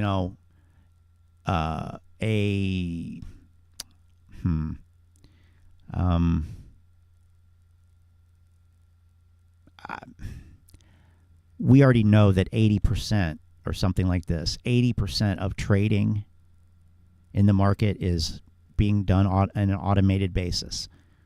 Like 20% of orders or shares or whatever you want to say of the money that's changing hands is actually being dealt with in real time by a human being. I mean, 20, 30, 40%. No, it's not 40. 20, 30%. 35 maybe. I don't know the latest numbers. I don't even really know how they know that. Presumably they do somehow, but that's not anything that we can do. We can't see that. So we trust the transparently opaque system to tell us that, well, actually, most of what you're up against is not even real human beings. It's an algorithmic program that is programmed to, if this, then that, or things like this. You can't compete with Ken Griffin, and I don't think that and here's the thing, and I've said this before, I don't think that's what you're supposed to do. I don't think you're supposed to compete with Ken Griffin, but that's what the apes thought. That's what the apes think. That's the narrative. Narrative's king, right? No, Ken Griffin is king, but the narrative is a close second. It's a close second, Prince. Anyway, there's no way whoever will not try to implement an AI program in the market. It's already there. I don't necessarily think it's like ChatGPT, AI, whatever, but I think that you are looking at, and I look, I truly believe this. This is not a conspiracy theory that I'm just putting out there. I think this is real. I think this, and it's not even a conspiracy theory. I think it's highly substantiated. Basically what James is saying. But I think that this is the most, it's the most highly perfected way to extract wealth, transfer wealth, and basically to scam or grift people out of wealth that I think has ever existed in human history. I will stand by that. This is the most perfected vacuum cleaner for cash that has ever existed in the history of human society or civilization. It has to be. It's the most highly technologically advanced. It is the most opaque. It is the most untouchable in terms of legal litigation issues, lobbying, favorable legislation, stuff like that. It has every advantage and hardly any restrictions. At the end of the day, yeah, okay. If AMC sells new shares, then yes, they get that money. And good for AMC. They can use it to buy a new projector or a new seat, for row 3 up there in Poughkeepsie, New York, or whatever, right? But 98% of the time, otherwise, it's just fucking people or, no, computer programs exchanging wealth between each other, private, individuals or institutions or whoever's money it is. It has nothing to do with AMC, really. So, but, we tell ourselves that we own a piece of AMC. Well, I don't know why you would want to do that anyway. Anyway. But I do think that it is the, and you could, okay, maybe scam is a little bit harsh of a word if you don't like that word, but I do think that it is designed, and Ken Griffin even admits this, it's designed to more or less fool people. It is, he basically said that. It is designed to emulate human emotion. It's designed to react in human emotional ways. Of course, it's false. That's false. That's contrived. That's fake. That's simulated. It's pretending. You see it. You see it in the candles. You see it in the candles. I'm not saying that I can see manipulation. I'm not BAM. Okay, I'm not AMC Bigums, but you notice patterns. I know people here have probably done more of this than I have and can probably say more about it. But if you wanted to sell something that was worthless, wouldn't you try to get as much money for it? So wouldn't you push it up before it goes down, for example? Or if you were going to buy something because you knew or thought that it was going to go up for whatever reason, wouldn't you want to get it at as good a price as you could? Why do you think we see these sell-offs and then massive fucking V-shaped reversals to go into new all-time highs every fucking day? Like, this shit is absolutely a game. It's a game. But, or, as James is saying, a Ponzi scheme propped up by the government. The Fed. If everyone wanted their money today, it wouldn't be there. And that's the definition of a Ponzi scheme. Yes. Absolutely. And that, to me, that's spot on. Because, if you say the market cap of Apple is, let's see, what is it? What do they say it is?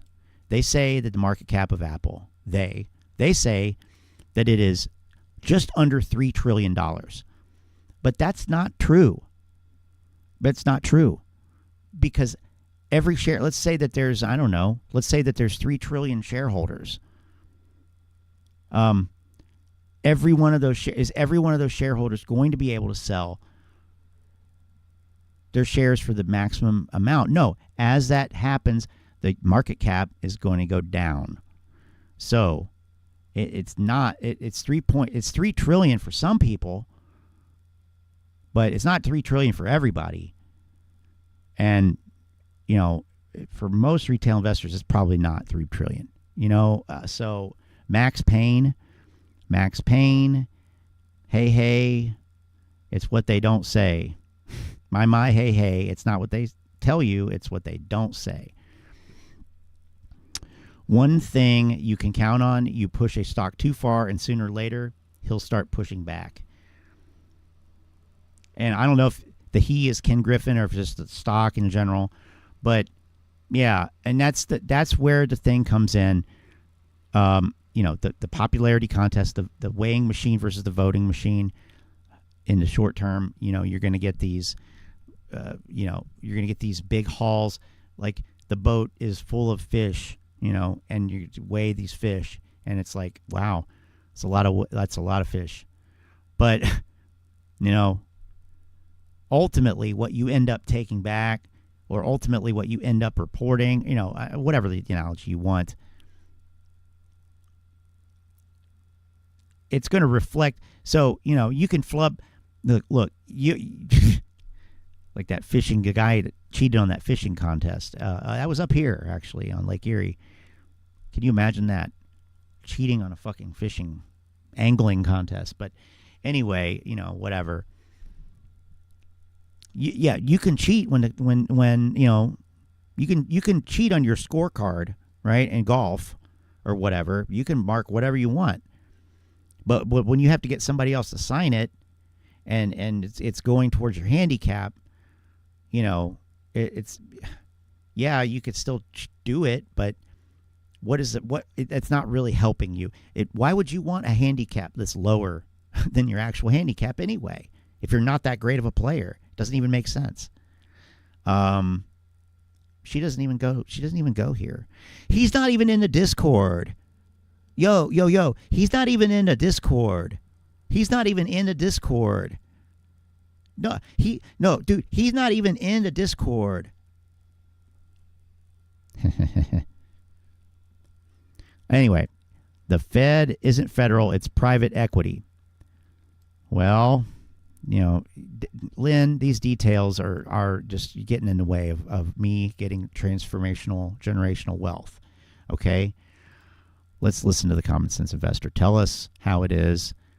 AMC suit again. I'm just going to start here. I don't know if this is it. I don't think it is. If anybody wants to help me out with this. Wait. Hold on. Here it is. Sonny Korax comes through with the save, the assist. Thank you, sir. What's up, everybody? It's the Common Sense Investor coming at you with another video. Oh, and in case you haven't heard, it's about to hit the fan, people. The cow's about to chew the cud.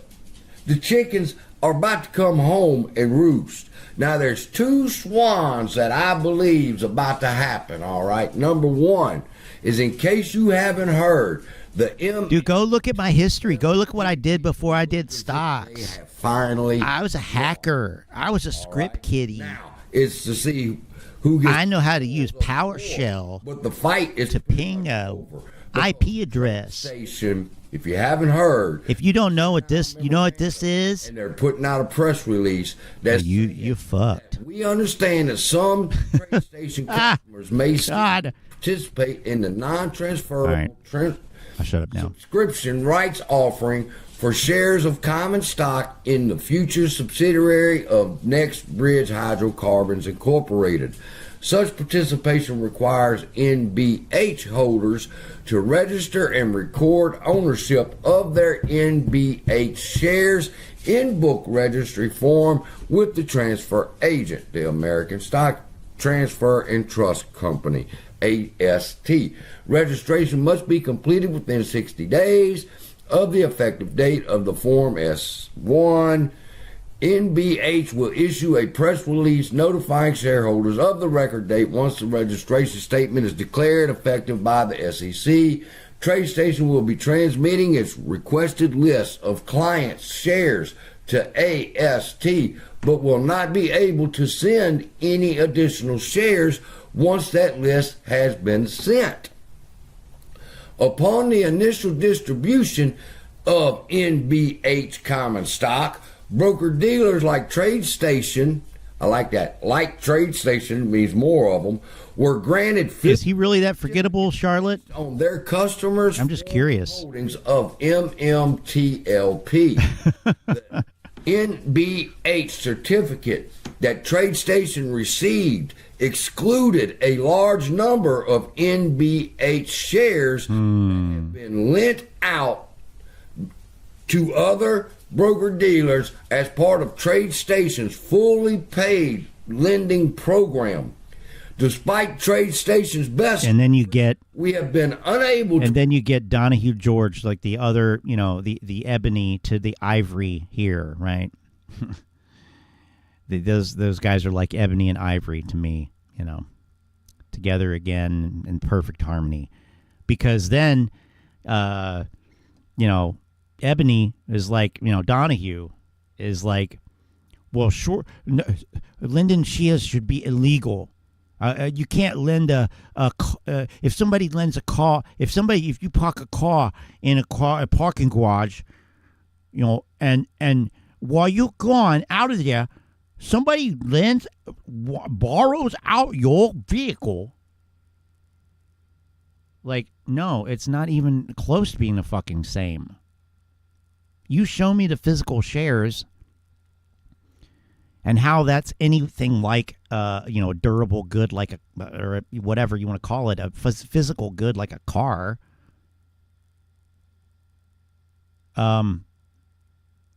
Not to mention, like, okay, so money shouldn't be able to be lent either, because that's essentially what you're saying. A security is closer to currency than it is closer to a fucking car. Okay, like, and if we can't agree on that, what the fuck are you doing? Going around telling people, I'm going to lend out your car 3 times and see, well, that proves that you can't do it with stocks. Get the fuck out of here. Money and securities can be lent basically ad infinitum. Why wouldn't they? Because, I mean, you're talking about collaterable.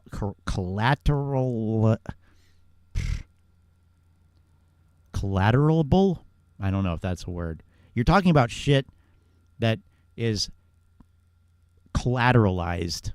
That's not really right either. But, you know what I'm saying. It's not like there's only one copy, one instance of it. Not like toilet paper. I know it seems like they should be like toilet paper, but they're not like toilet paper in that sense. Yes. Recall a portion of the lent out shares because there is currently no Here it is. for the security. This means that we will not be able to honor some of our customers' requests to register and record their ownership in book entry form. Oh, no. Oh, it's a tragedy. Oh, you just lost your one chance to get rich. Statement is declared effective by the SEC. TradeStation will fulfill its obligation to transfer the current list of clients who own NBH of record to AST. In the meantime, we must decline your request to transfer physical Ronald reflecting your ownership interest in AST. Boom. Mic drop, people. Hello, friend. They're Mic saying, drop. We didn't have enough shares. We've loaned these shares out. We're calling them. Hold on a second now, partner. We don't have enough shares? Well, I mean, this happens. I mean, this could happen on anything, okay? This happened with AMC and Ape, essentially. Because, again, you effectively... Now, this is where it gets tricky, and the apes are going to, they find their weasel their way in to make mountains out of molehills here. But essentially, there's only a finite number of the whatever the dividend is, the giveaway, right? It's just like any other giveaway. Honestly, it's like a doorbuster at Black Friday. That clock radio or whatever the fuck, that steam mop or whatever the hell. They only have 5,000 of them, like at each store. Now, I know I said, well, it's not like they're like physical goods. No, but there's one for each of the original float. This is the thing. So that much, is known. There's an equal number of ape, one for each AMC, okay? Or for this one, Next Bridge Hydrocarbons, one for one, whatever, right? But if it's lent out, of course, then, that changes the dynamics. Nothing can be traded because there is no market. So, yeah, you're kind of stuck. In the case of regular stock, you have a one-for-one dividend or special dividend, whatever you call it. But so let's just say you have 100. So conceivably, you could have 100 long positions. Well, if you have 50 that are also being shorted, guess what? Now you have 150 long. So it's an apparent temporary increase of the apparent float, but that is temporary. It goes away whenever the short position goes away. It gets covered by a share. But There aren't dividend shares for those people because it was only issued a 1-to-1 basis. So it was only 100 million issued, but you have 150 long positions. How do you deal with that? So, you know, you deal with it. It's not a fucking, they've been dealing with this for years, you know, probably decades, probably, you know, more than that. So it's like the old, same old shit with these people. I don't know, you know, I'm speaking as the grifter here now, which is wholly, yeah, it's different. I don't really know what I'm talking about, and I've never experienced any of this shit before, okay? Just to be clear, as a grifter, I don't know what I'm doing or talking about. However, I can spin this motherfucker. And so I'm going to spin it as they don't have enough. They ran out, they fucked up, and you are going to benefit from it. Well, they probably didn't fuck up, and you're probably not going to benefit from it. But please tell us. Let's hear it. But they're not getting the shares back. It's people. They're saying, we didn't have enough shares. We've loaned these shares out. We calling them back, but they're not getting the shares back. And so they cannot honor the rights offering that's going on over there with MMTLP and NBH. MMLTP. They just said, hey, they the first ones to come out with their hands raised up. Hey, we're guilty. We did it. All right. They're going to be the easiest ones. Now they're going to get out there and they're going to get them in that little office and they're going to say, how did it all happen? And they're going to spill the beans on the entire fucking thing. Now, what spill what beans though? Like here's where it gets tricky, because there is no beans to spill. There's only a reality for you to realize. Ooh, I like that. There are no beans to spill. There's only a reality for you to finally fucking realize that the odds, just in general, okay, of Wall Street, like fucking something up like this so royally, are slim to none. And in normal times, I feel.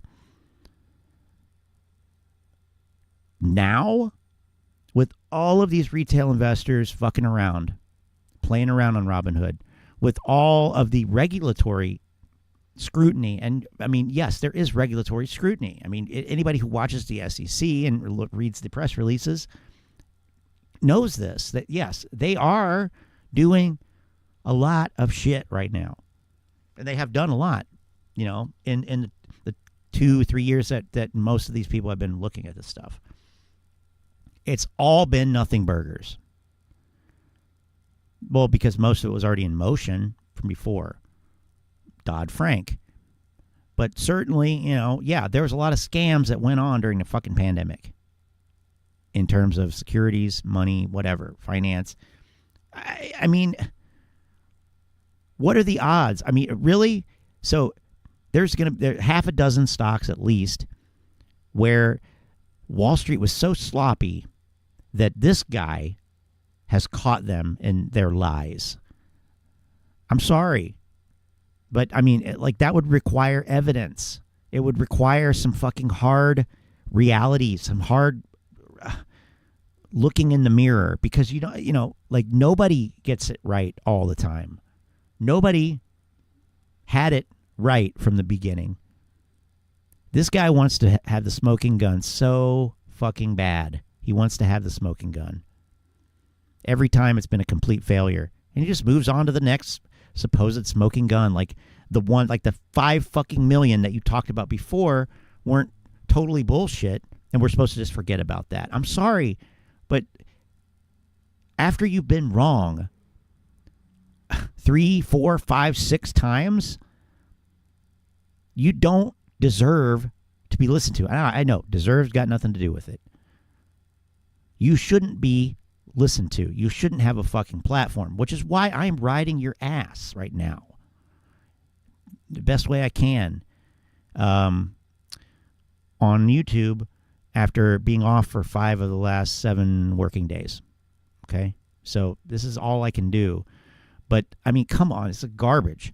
But you got 14,000 subscribers. You get 6,300 views in 2 days. That's probably more views than I've gotten, total. I don't know. I don't care. But it all happened with the advanced trading of ape. Oh, okay. Most MMTLP shareholders didn't even attempt to transfer their shares. Heck, I didn't. So it's a lot worse than they can even imagine. Oh, well, if you didn't, then clearly that means something, right? Look at this narcissistic, cult mentality. Well, I didn't do it, so nobody else did. Fuck you. Fuck you. You know what? You didn't do it, but y'all are going to lose your money just the fucking same. It doesn't matter. It makes no difference. You fucked it up. After that awful reverse split, I'll have to hit 150 for most just to break even and get back what they wasted for years holding. Well, whose fucking fault was that? Who told you to do that? Adam Aaron told you not to, actually. He did. FINRA fraud. Yeah, well, good thing they've got immunity, and they will have immunity despite CSI's best efforts to argue in front of the court that 100 years of precedent does not apply because reasons. The squeeze died with the ape and reverse conversion. No, the squeeze died on fucking June 3rd, 2021. Or thereabouts. It did.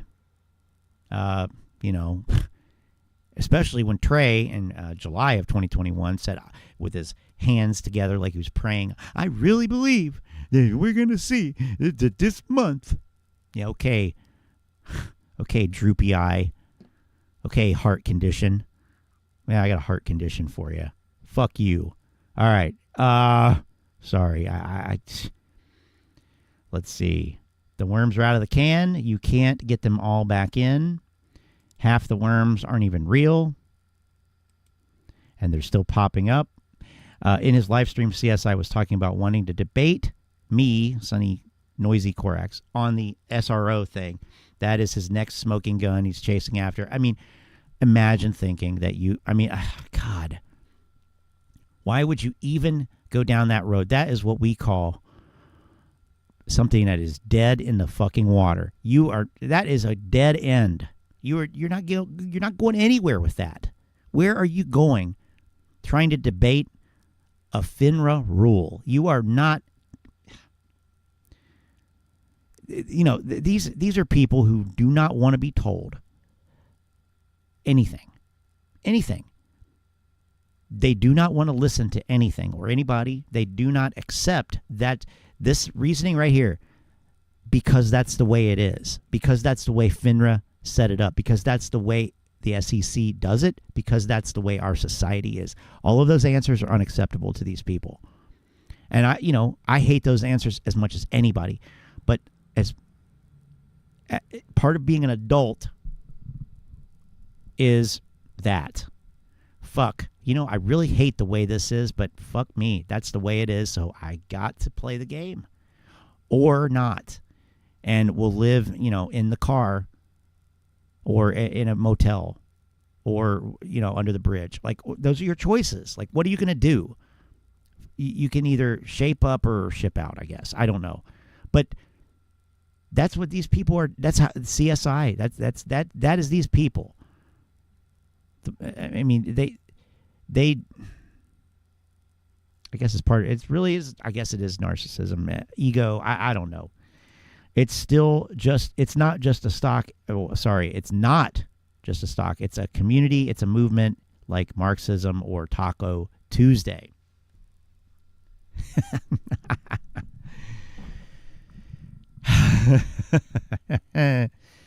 Yeah, I like that one. His background is totally changed. Oh, yeah, well, different. He's got to keep the scenery different. At least he's using actual backgrounds and not like Donahue George, like, oh, I'm going to be in the meeting room. Oh, I'm going to be wherever. Like, dude, I can hear your mom over there watching fucking soap operas. Like she didn't even turn the soap operas down. So like, what are you doing? Like, what a clown. Yeah, his dad died and he got the house. Okay. CSI is demonstrating inflation with his view count. Yeah. View count inflation. It's a real thing. It affects everybody. We need view count. Not only disinflation, deflation. And we do see that happen from time to time. We see all 500,000 views come off on Social Blade. It's fascinating. Absolutely fascinating. Me and Ethan was talking about the emails, and we were going through them one by one again after I printed them all out. Thank y'all for buying the ebook, and I was able to get some ink. I want to read. Okay, that's where I just kind of like, okay, all right. So you sold your ebook. Well, it's not really the ebook. It's its first 3 chapters, okay? I mean, like, I'm not a professional writer. It takes me a while. Someone is going to put it out. I mean, and this is not without precedent, you know, novellas, serial stories, and magazines and periodicals, whatever. I didn't realize that this was the late 19th century, but whatever. Like Edgar Allan Poe put out, you know, stories like this, right? Serialized over time, like a Netflix or, you know, type of thing.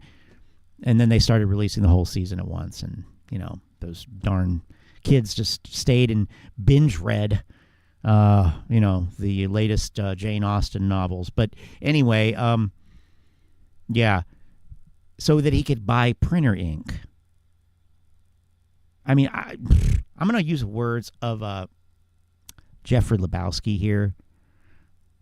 I'm going to suggest you do what your parents did, sir, and get a job. The bum's lost. Like, for real? And what the hell kind of... Who uses printer ink anyway?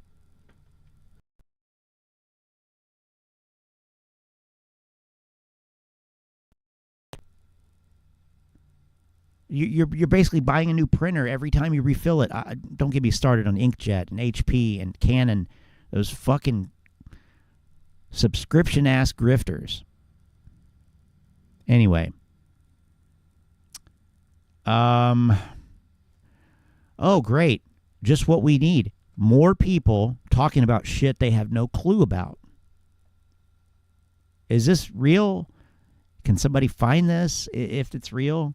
A YouTube channel on mental health. What?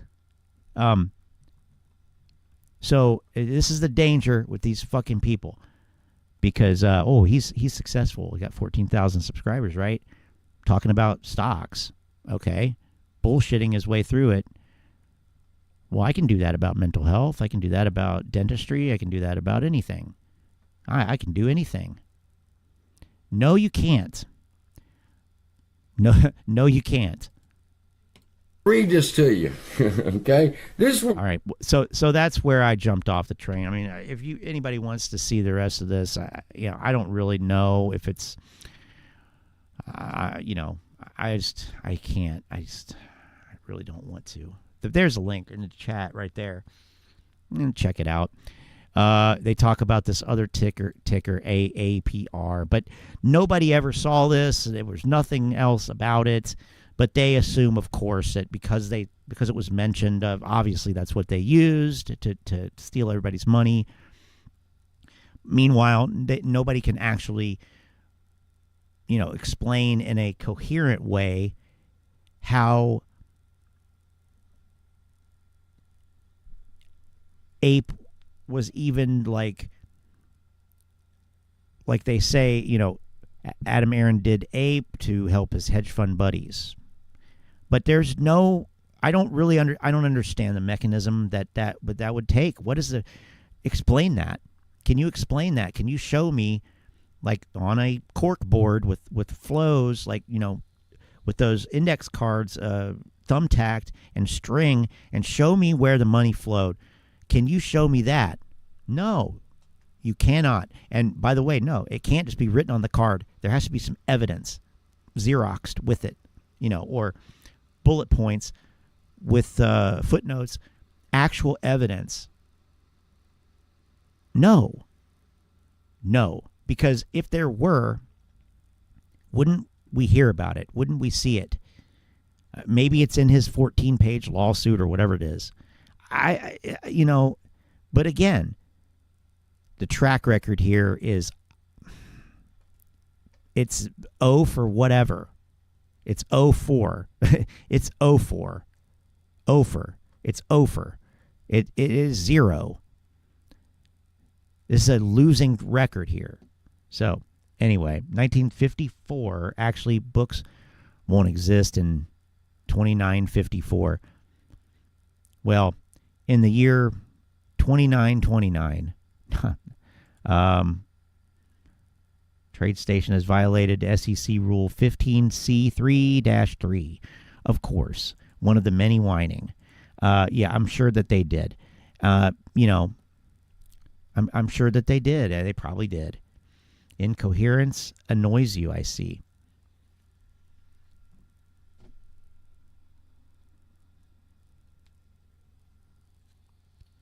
I don't even know how to respond to that. I was going to respond in an incoherent way, but I don't know how. Our attorneys have a call to... Right, so I keep restarting it, and I realize that I'm not going to play the rest of this video. But, it's absolutely confidential. Yeah, don't tell anybody. But, just catching up on the ape symbol. Right. So we'll hear his little conclusion here. Let's see what the conclusion he came to, him and Ethan. It means that they registered, or in the email they were requesting to register APER. Well, actually, they were requesting to register it. I mean, it just looked like they were inquiring about it. Unless there's another email that you're not showing us, I don't see that they registered it, or that they even requested to. It was a rights offering, and it was going to trade 30 days before the creation of Ape was done. So now the question is, if they done that, who did they sell them rights shares to? Because they didn't sell them to the shareholders. They sold them to the institutional shareholders. And that's all starting to make sense now when they're laughing and saying, we can't believe the New York Stock Exchange went for this shit. It's all making sense now. So with that... Oh, is that what they said? I wasn't aware of that one either. Right. Not that it will shut them up, but at least they will have to deal with the facts. Was going to trade. Well, I think you answered your question there. Right. And if they done that, okay, OJ, if I did it, yes, if you did it, how would you have done it? Tell us. If they did it, whatever. Two good things that, boy, I can't wait till next week. Things are really good for AMC right now. Things are looking so good for AMC right now. Give me a fucking break, dude. When's the last time you could actually say that with any type of straight face and actually mean it? Well, weekly, on a weekly basis. Back here maybe, but it was already down anyway. No, that's a gap down. These weekly candles. I'm not seeing too much in here. Even these pumps were always followed by dumps. So when you see a pump, why do they get excited? I don't know, because it's always followed with the commensurate dump. Right? Whatever. Just 2 more weeks. Free beer tomorrow, guys. Free beer tomorrow. CSI, nothing to do all day but sit in his double wide and form evidence. Form evidence and crystals. And evidence, and rocks of something, and evidence, and we're going to hide other evidence and, destroy other evidence and whatever. But it's fascinating to me that there are so many demographically diverse grifters that are saying very similar things, sort of Like Donahue George appeals to a certain sector of the brain dead. CSI appeals to the certain other sector of the brain dead. Then you have people like Lou, and if he's still around. Then you got whoever else, and it's like they all, in some way, the demand was there at one point at least to support all of these grifters, independent grifters, working towards the same collective goal, but independently. Really, we haven't seen coordination since like that since the Kansas City Five, but isn't it fascinating that everybody's coming out with lawsuits now. Oh, my lawsuit. Oh no, me and Ethan's lawsuit. Oh, this person's lawsuit. I'm afraid that we might see some restrictions on pro se filing of lawsuits to represent yourself with this, because one of the reasons, and I'm speculating here, but this is based in reality, based in truth, based in the way that it works. I highly suspect that the reason why a lot of these lawsuits are pro se or they're representing themselves is simply because of the fact that they cannot get a lawyer to take the case because it's so unfounded. As an attorney, you are acting. You have to act as a gatekeeper, in a sense that if somebody brings something to you and says, "I want to sue this person," you have to. If you know that it's false, if you know that it's frivolous, if you know that it's likely not true or can't be proven, or the evidence, whatever, that it will not be proven, and you take that case and argue that case, I mean, you're looking at disciplinary action, probably. Potential disbarment for bringing such a frivolous, absurd lawsuit to the court. That's the way it works. So it's not surprising to me that literally none of these clowns, like Al, CSI, whoever else has got a fucking lawsuit now,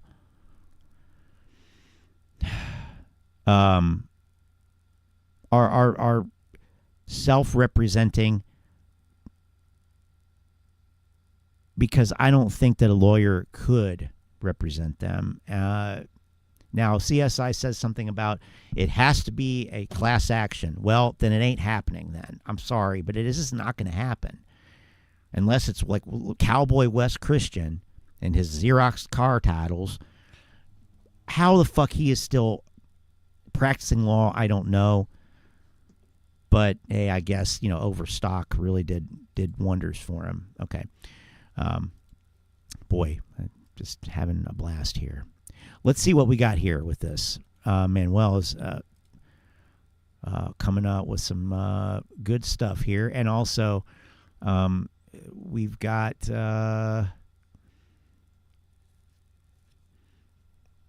we've got some things. We've got some things.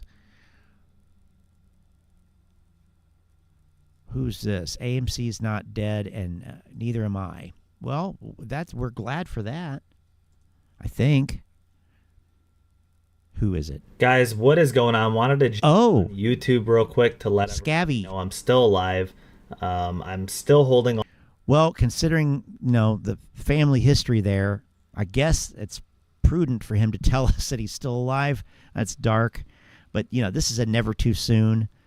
This is a never too soon zone. Okay, so if that kind of stuff makes your stomach turn, and feel depressed for the future of humanity, good. It's supposed to. All my never too soon. And never. Honestly, I've just been sitting back being patient. There really hasn't been a want or a need to continuously keep making YouTube videos up until now, because obviously, aside from seeing my face every day, there really hasn't been anything to talk about. We all know what we've been waiting on.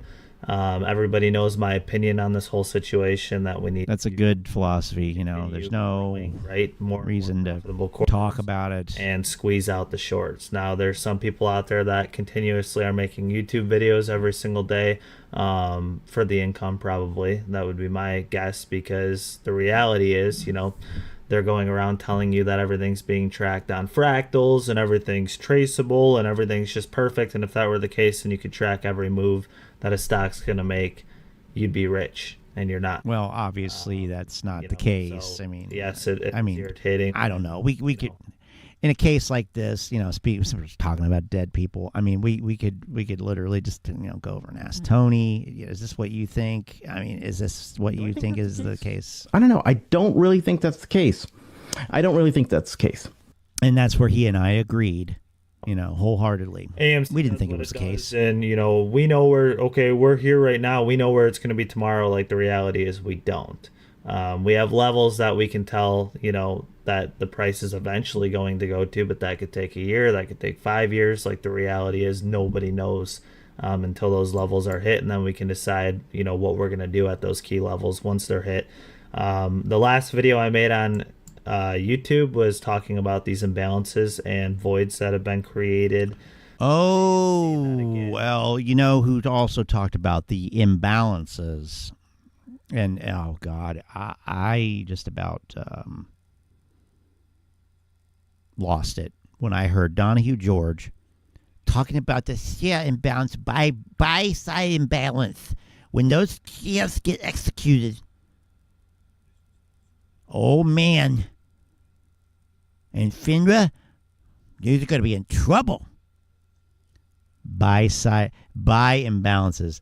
They love. Oh God, they love it. They fucking love it. That's more evidence for them. There was 100,000 AMC shares that people wanted to buy, but there's literally nobody to sell them. No, that's not what that means, Donnie. Teflon Don has been eating fucking Teflon, I think. He's been eating Teflon tape again. Somebody's tell him, stop eating Teflon tape. Going to be filled with price action. Fucker. It's indisputable. It is going to happen. Unless AMC went bankrupt, obviously, which anybody who still believes AMC is going to go bankrupt at this point in time, I don't think it's really... Is it shill? Reality. Are we shills? Are we, we're not... Whoa, listen to that. Listen to that. He's so convincing, too. I can hear the passion in his voice. Anybody who thinks that AMC is still going bankrupt, what did you say, bankrupt, Micah? Which anybody who still believes AMC is going to go bankrupt at this point in time, I don't think it's really in touch with reality. So, looking at... No, they're not. You're not in touch with reality. He's almost got like a Ben Carson kind of sound to him. Anybody who thinks that AMC is going bankrupt is clearly not in reality right now. Okay. I mean, dude.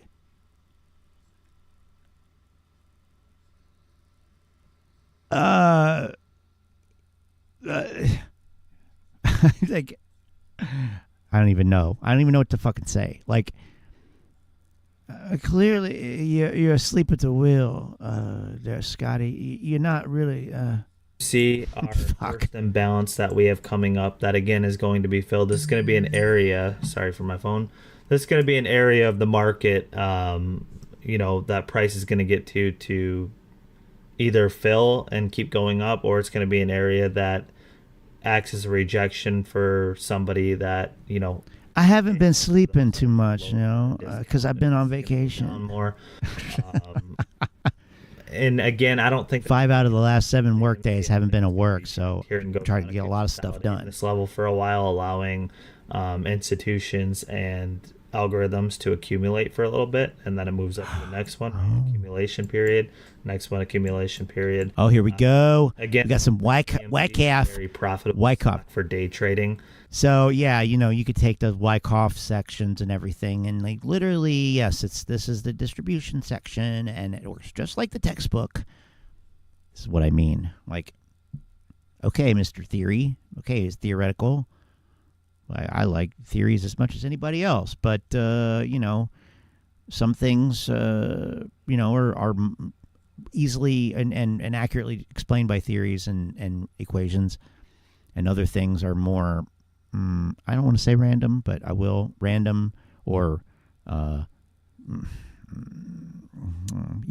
the 28-sided die kind of thing, like I guess random. But yeah, I mean, that's true. The 28-sided die, rolled it, came up with 22, powerful number.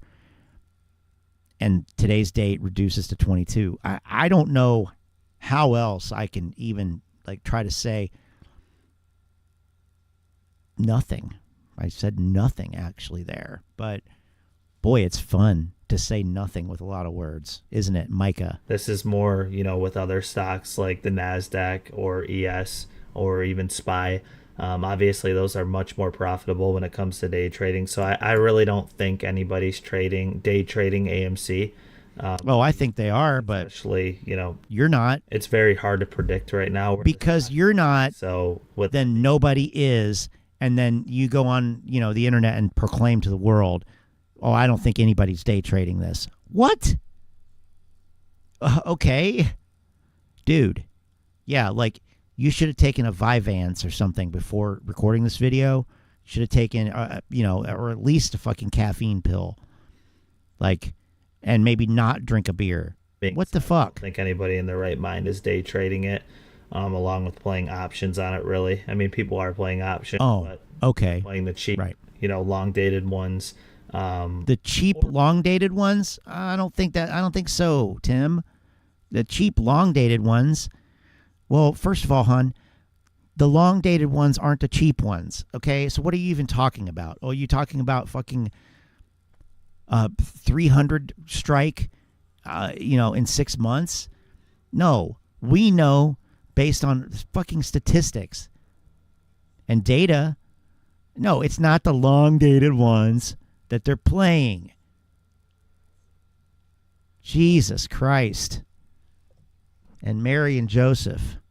Or even weeklies, but they're so cheap that they're worth playing for that individual. Oh, okay. Either way, so what I'm looking at the chart, they're not worth playing, though. If you look at the probability, it's not worth it.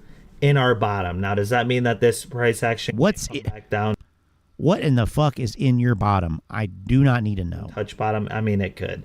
I know what comes out of it. So many things above. We're looking at it, hearing it. And I've talked about fuckers. This. Again, it can happen at any time, and we could be holding this anytime. You got to be ready for time. Jesus to come back at any time. I love this. It can happen at any time. Anything can set it off. You must be ready for Jesus to come back in his spaceship to get you. Otherwise, you'll get left behind, just like the books. Left behind. Happens, but I am an asshole. All of these imbalances and voids are going to eventually get filled. We have this huge gap here, and then again working our way up the line, just imbalances and voids everywhere, leading all the way. Third or fourth time he said imbalances and voids. Okay. Wait, hold on. I got to go back because I talked over him. That's what happens when you're. I would listen to Trey Collins for too long. I became the loudmouth that I hated. Get filled. We have this huge gap. There it is. Hey, James, there you go. Wasn't it James? There you go, James. That need to be filled. And I've talked about this. Again, it can happen at any time. And we could be holding this stock for... The irony, or the whatever you want to call it, is there's a higher chance, literally, for a second coming of Christ. That the data says that. It doesn't say that. But I believe that. I believe that there is more of a chance for a fucking rapture apocalypse, like a spectacular apocalypse, than anything than what they think will happen with AMC happening. I think statistically it's more likely. Or at least it is a blast to pretend and just, you know, hey, they do it. Hey, they do it, you know. He's not even in the Discord, yo. But I mean, you know, I'm a recovering Catholic, so I'm not in any way, and you know, trying to speak any negativity about anybody's faith or anything like that. But I do think, you know, that we're dealing with those type of probabilities here. And, you know, yeah, I'm treading lightly, but hey, people have been saying it for a long ass time. That's all I'm saying. That's all I'm saying. And you know, what happens when you focus on things like that? Well, maybe you live a good life, and well, that's not what the apes are doing. They're not living any example. They're not being, if they really thought that they had already won, would they act like they act? You know, that may be a bit of a straw man type of question, but think about it though. If somebody really believes something and they are operating under that assumption, that knowledge that they know that this is true, and so they realign their whole life to being a good person because they believe that, you know, that is ultimately going to determine their eternal existence, their eternal, you know, dwelling place. And they truly do, you know, like that's a wonderful thing. When somebody is selfless and they are dedicate their lives to service and all this type of things. That's not what these clowns are doing at all. It's the almost the exact opposite of that. They've gotten even more selfish and entitled.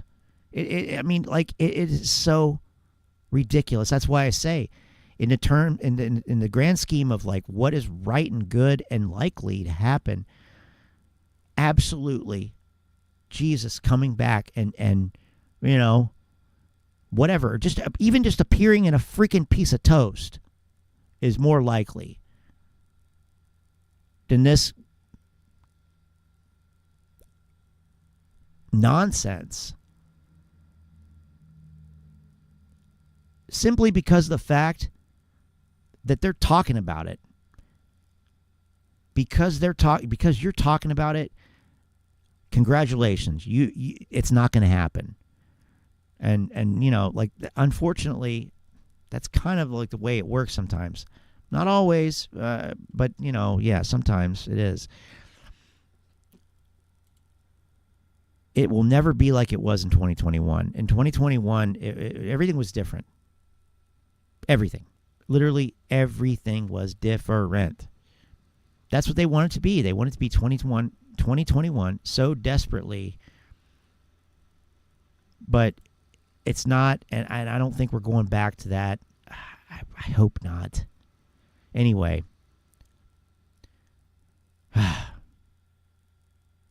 Wow. You know, another year until this happens, but I can't. All of these imbalances, believe this, voids are going to eventually. Imbalances and voids. We have this huge. Those are the freaking buzzwords of the day. Imbalances and voids. Yep. Gap here, and then again working our way up the line, just imbalances and voids everywhere, leading all the way, you know, to the top here in the hundreds of dollars. Okay. So that being said, I think we can all understand why AMC's price is down here. Obviously, you know, the math doesn't add up. Whatever manipulation, that's great. We can talk about. No, it doesn't add up. You're right about that. Things are. We're not going to be able to do anything about it aside from wait for algorithms to eventually do what they're going to do. Period. And I think that. So you're saying that you have no idea what's going to happen then? That's what I'm hearing. We can't do anything about it, so we're just going to have to wait for the algorithms to do whatever the algorithms are going to do. Great. So now it's literally down to the fact that you think or hope that a computer program will be gracious enough to make you rich. You've got to be fucking kidding me. What? No, I don't even know. I don't believe anymore. I don't believe that this guy believes it. I don't think he does. That's ridiculous. Oh, yeah, that's it. Yes. Citadel's computers one day, you know, whether it's because of something that Ken does, like an F3 key, or whether it is, you know, the market, the SEC or FINRA, they're going to get into Citadel's computer and they're going to, you know, delete that file, and it's finally going to start trading on supply and demand, and that's when it will happen. I've heard that. Only thing we can do is buy and hold. Yeah, that's all you can do, and wait. And wait for them to pay $10,000 and on up per share, because you sure as hell can't and won't and never would, because you don't think it's worth that much, not to put the money where your mouth is, but you think somebody else should pay that. Oh, yeah. The ultimate of brain dead entitlement. The ultimate. I can't think of anything more stupid. Oh, yeah, these shares are worth $1 million a share, but, I mean, are you going to buy them at $1 million? No, of course not. No, why would I? They have to. Right. It's just like, and then you throw in the Donahue George aspect of, oh, the banks are tightening up. They're not going to allow the short sellers to borrow money to finance the naked short positions. And it's like, you don't even understand what, like, how, what are you talking about? Yeah, the Citigroup is lending Citadel money so that they can naked short a fucking stock. That makes no sense. I mean, imagine saying shit like that on a daily fucking basis, making such a fool of yourself, saying, oh, yeah, they're not going to be able to continue naked shorting because they're not going to have the banks lending them the money to naked short. Yeah.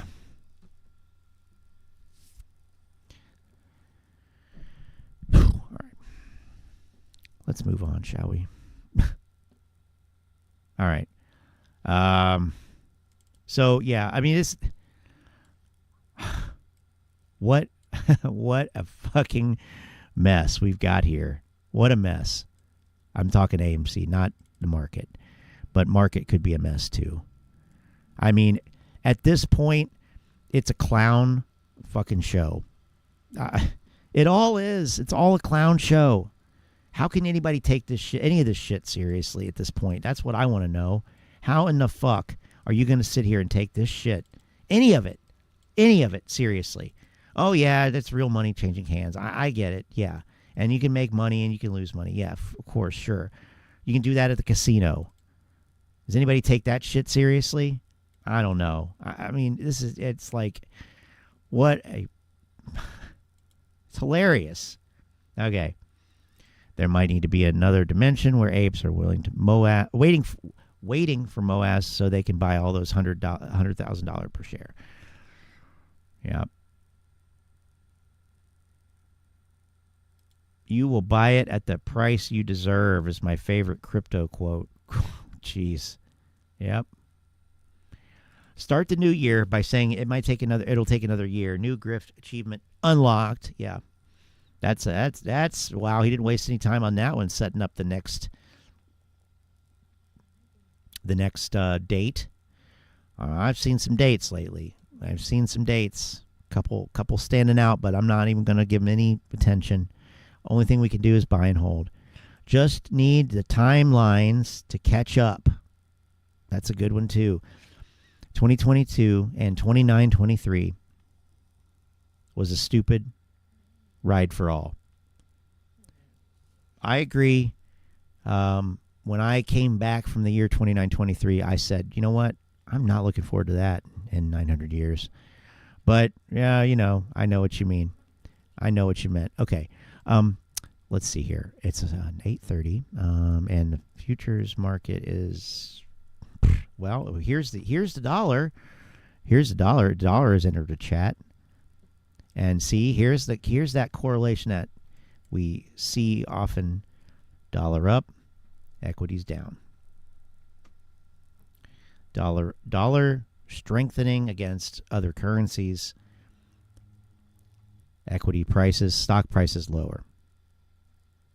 The typical correlation. But it's not always. Anyway, 2023. Yep. I bet a bunch of apes. Wait, hold on. I bet a bunch of apes would miss the Moass if it happens again.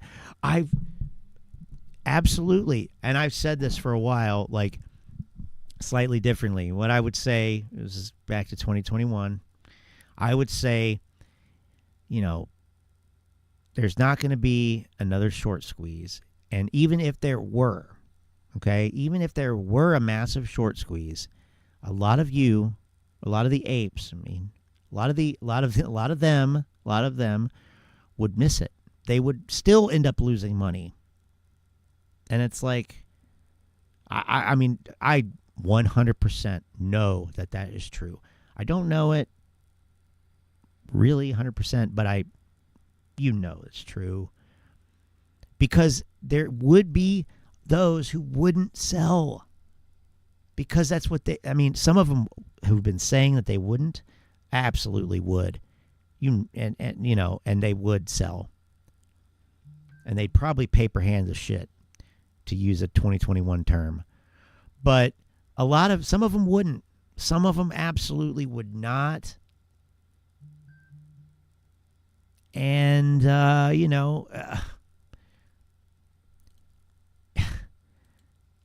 it would be a whole other fucking 3-4 years of bitching and moaning about your bad decisions. I can't do it.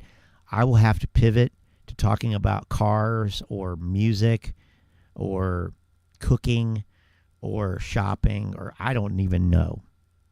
Okay? I can't do it. One of you guys will have to take over. I'll gift the channel to you. You know, you can write it off on your taxes. As if there was anything to write off. Okay. Well, anyway, I think this is another scavenger one here that I think I might have played the wrong one. No, this is not a scavenger. I don't know who this is, but let's deep dives while Doug drives. I kind of like that. DDWDD. DDWDD. This is a new one for me.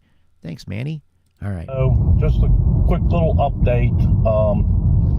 I tried getting the summons out today, but I didn't quite handle it correctly, and some misunderstood the information from File and Serve, and I tried to do it through them, and the court called me back and said, no, you can't do it that way. You have to email us the summons, and then we approve them and send them back, and then you have to get someone, a third party, to serve the defendants.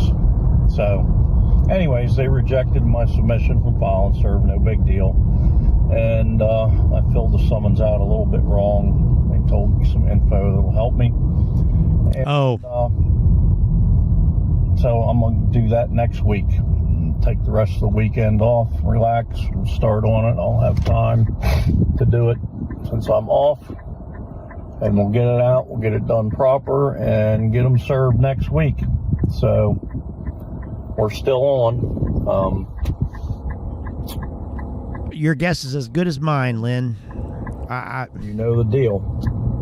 I want the documents. I want a share count. I want to be able to do a share count. To me, that's the only way that we're going to get this resolved and proved once and for all that there's manipulation in AMC stock and the rest of the stock market for that matter. But well, I mean, you're going to come up with more shares in the float. I can tell you that right now, and it's not illegal. There's no malfeasance. It's not crime. So if that's where you're going with it, if the float is whatever it is, I don't even know anymore. It doesn't even matter. This is how little I think it matters. It doesn't matter. Like, I don't care what the float is. Now, maybe that's wrong. Maybe it's right. Maybe it just doesn't matter. I don't think it matters. Like, these guys are worried about, oh, there's more shares than the float trading. Guess what? There can be. There is. So what? It's not like there's a finite number of rolls of toilet paper. I mean, this is one thing I wish that they would fucking get. Financial products are not physical goods. Or, for that matter, services. Think of it like money that can be lent for a fee. That's it. That's all it is. It's just not redeemable in the same exact way. However, you have the idea of exposures. Okay, exposure. Long exposure, short exposure. These are separate from the float. These are separate from the shares. A share can have multiple exposures. It's kind of the beauty, if you think about it, of finance. One of the beauties, and people like Donnie George go around saying, well, they sold more options. They sold all these naked calls. They sold, if everybody exercised those, there wouldn't be enough shares.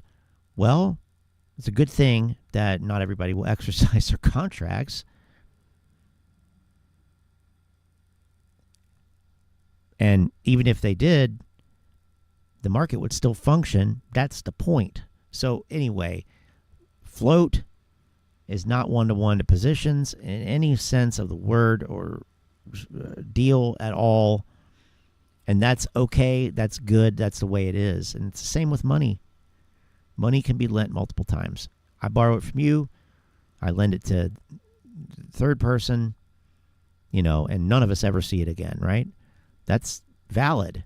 That is valid. Judges love pro se filers. I'm sure they do. Did Noisy Corax stroke out after hearing that?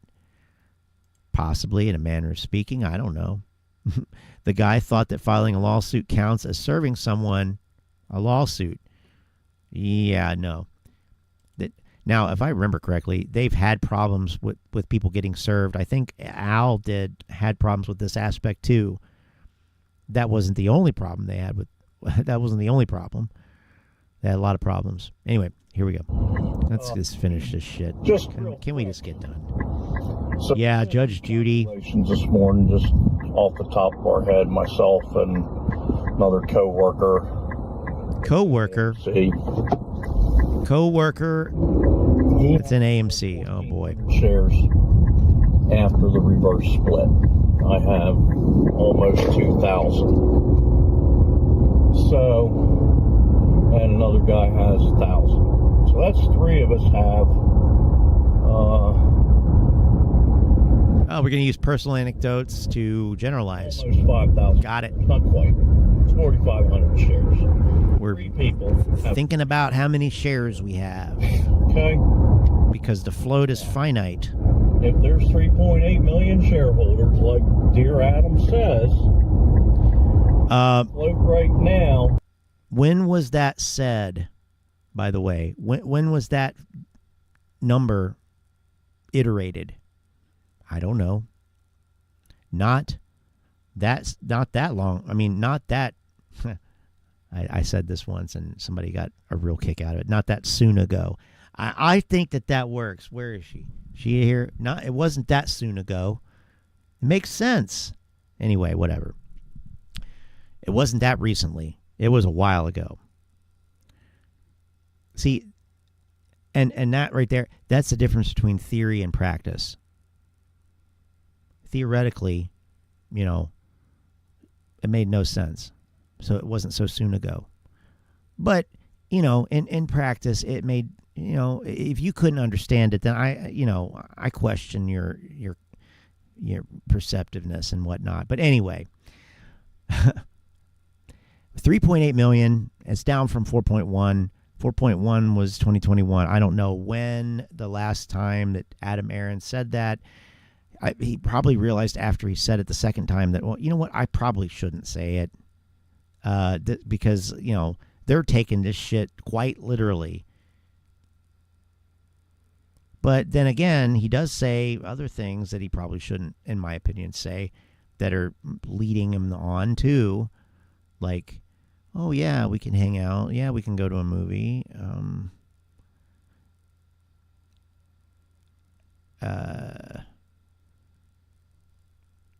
Anyway, I don't know. But chances are there's not 3.8 million. Chances are using an average is not going to get you anywhere. But, okay, whatever. We've only heard this for 2 years now. 50 million, that means the average shareholder has 65 shares. All right. Well, so let's just say that you are from Lake Wobegon, where all the men are good looking and women, are all the men are above average and women are good looking and the children are whatever. I forget. Ask Garrison Keeler. But so that's the nature of an average, right? Some people are above it, some people are below it. Guess what? You're above it. Cool. But that does not mean that everybody has that. Otherwise, literally the average would be higher. Anyway, no. So I had my friend divide 65 into his share totals. Because, of course, that's a difficult thing to do. Times more than the average per shareholder. I don't know Times more. what this is supposed to mean, but I'm sure he felt good about that himself there. Times more. It wasn't so soon ago that I did something similar to that too, right? My other buddy has 15. That wasn't so soon ago. So just the three of us probably have an average of about 25 times more shares than what the average shareholder should hold based on Adam's calculations of 3.8 million and 250 million shares. Like I told you what he was doing, he's using the two lists. He's using the stock list with the 3.8 million names, and then he's taking the quantity from the stock ledger, which is the exact number of shares, and dividing the two. Can't do that. That's why they're hiding the stock list, and they don't want us to get it. So that is my main goal, is a stock list. And that, to me, if it's done accurately and, it accounts for all the beneficial holders, they're so fucking screwed, it's ridiculous. Because when I did it off the share technology data, I got 8 times. But then we had Ape, and Ape added double the shares. So there you go. I had 8 times, double the shares 16 times. He bought a bunch of 8. Oh, is that okay? So he's got 20 times. So we've actually increased but I mean, triple. Do they not understand, like 21? They don't understand that when they bought it, somebody sold it to them. Like that's what I like. This is so elementary. I really am second guessing myself sometimes, not really, but to be fair, it's like, what in the world, how could you come to these conclusions? Yes, of course, you've doubled your position. Great. So somebody else then has reduced their position, theoretically, right, by the same amount that you've added to yours. There's not any more shares. And even if it's, let's say you were one of the lucky ones that bought from a short seller, and so you have one of these secondary long exposures. It doesn't matter. It doesn't matter. because trading is happening. It's a fluid thing. It's never set and done. So I don't understand what in the hell anybody even thinks that they could glean from that data. Like, okay, whatever is the current list now, I mean, it's just not going to happen. Like, first of all, who even has all that data compiled? I don't think that, I mean, please correct me if I'm wrong, but I mean, that's the whole point of like book entry. That's the whole point of street name, and all of that. The DTCC, they don't know who you are. They don't know you from fucking Adam. You are nothing to them. Literally. Your shares are part of an aggregate that your broker has on record with the DTCC. So nobody, every broker would have to do that separately, and then somebody would have to compile it together. It ain't going to happen. It will never happen. It's not. You are not entitled to that information. It is not your business.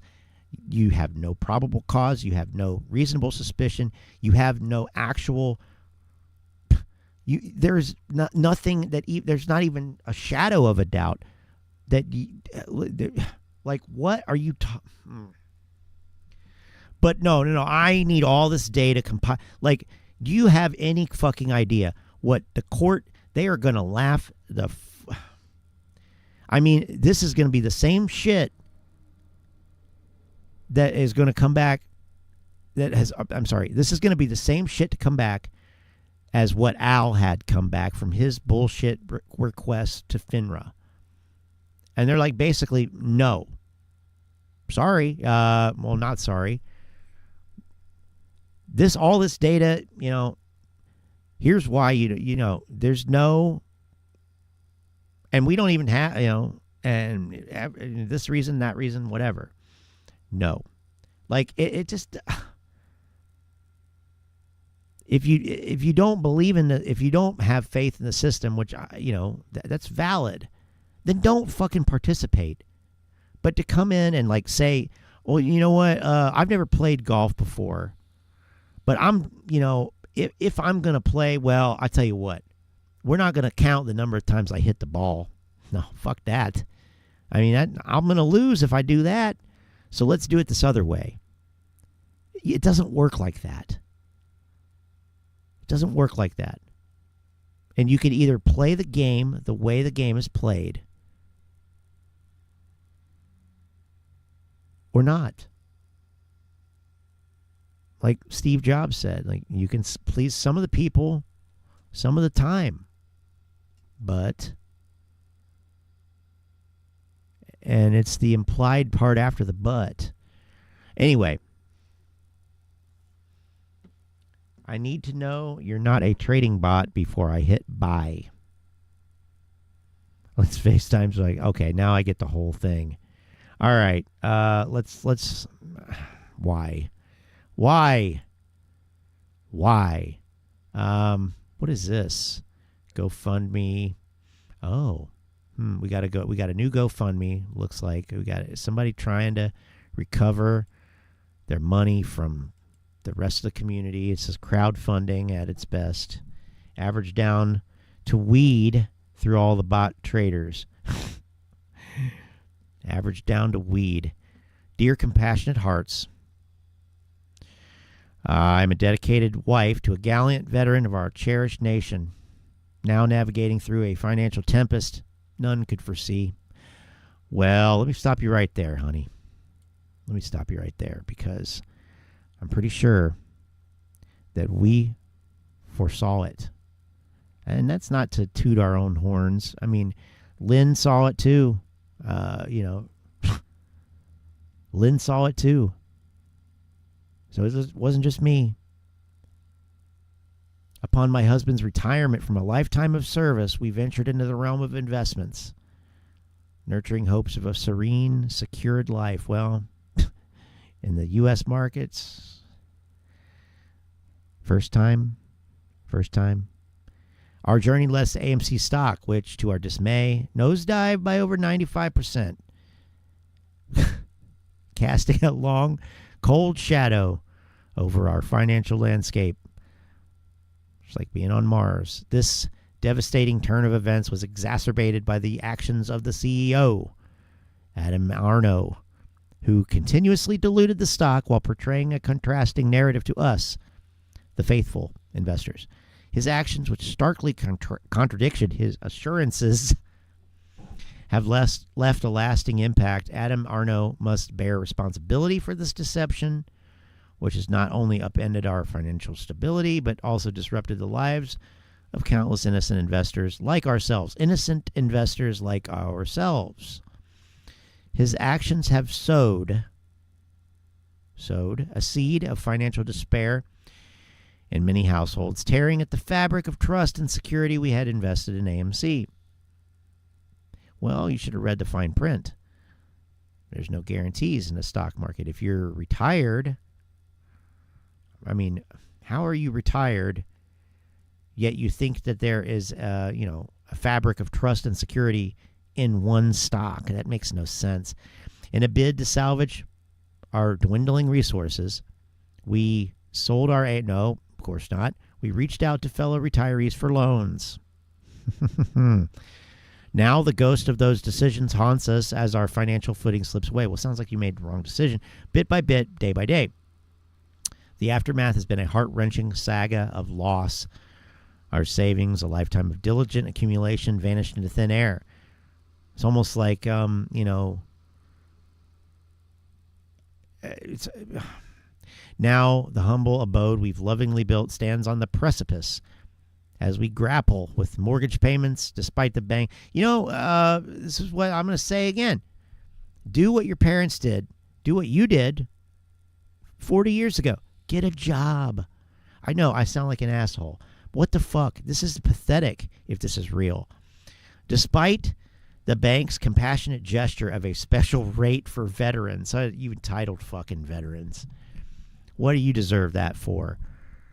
You're already fucking baby boomers. You already got everything handed. I mean, I'm half joking, but not really. The haven that once reverberated with joy and greeting cards, for Christ's sake, now echoes with the ticking clock of impending loss.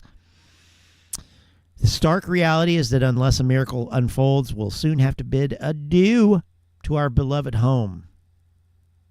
I mean, what the fuck? Why did you put your money into a fucking speculative gamble? Why?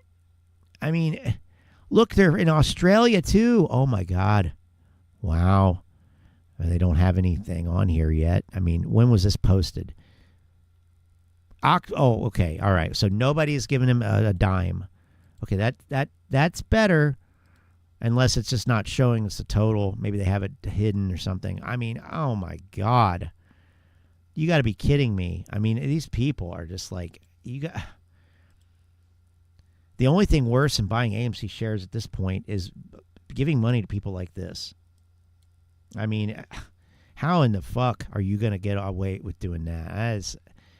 This is worse than the girl that faked having cancer. Seriously. Wow. Can we end on something like less depressing? I don't know. How about Donna Huge? Donna Huge. Hang on one. Here we go. Oh boy. All right. Here's a perfect example. It's not financial advice and not legal advice for entertainment and educational purposes only, and anything I say is my opinion. Please don't make any financial decision based on anything I say in these videos. That being said, hit the like button, subscribe button, all that YouTube algorithm stuff so you get the videos I put them out. See that I'm thinking, see man, analyze that data. Like I tell every day, the data they release us is false. And when it gives a false narrative of the market, you can make bad trading decisions. Listen, yesterday I did a video, and I said that the reason these guys don't have an option chain on MULN is because they don't want us to make any money off the volatility. Okay? I told y'all that I was going to put a straddle in. So whether it go up or go down, I would make some money. Well, that right there is a faulty assumption. See, now you cannot assume that I'll put a straddle. I'll buy a call. I'll buy a put. No matter which way it goes, I'll make money. Oh, but no. Oh, if only it were that easy. If it were that easy, Donnie, every pauper would be a king. It don't work like that. Quite frankly, it don't work like that. It doesn't work like that. I mean, let me say it again. I'm not going to, but come on, man. Come on. Okay, I told y'all that I was gonna put a straddle in, so whether it go up or go down, I would make some money. And then now I got all these guys, and they might be shills or they might be regular retail investors, but they're telling me, listen to what they're telling me. Oh, there's no option chain because there's not enough shares in MULN for there to be an option chain. Yo, are you guys kidding me? Have you guys not been paying attention for the last 30 months?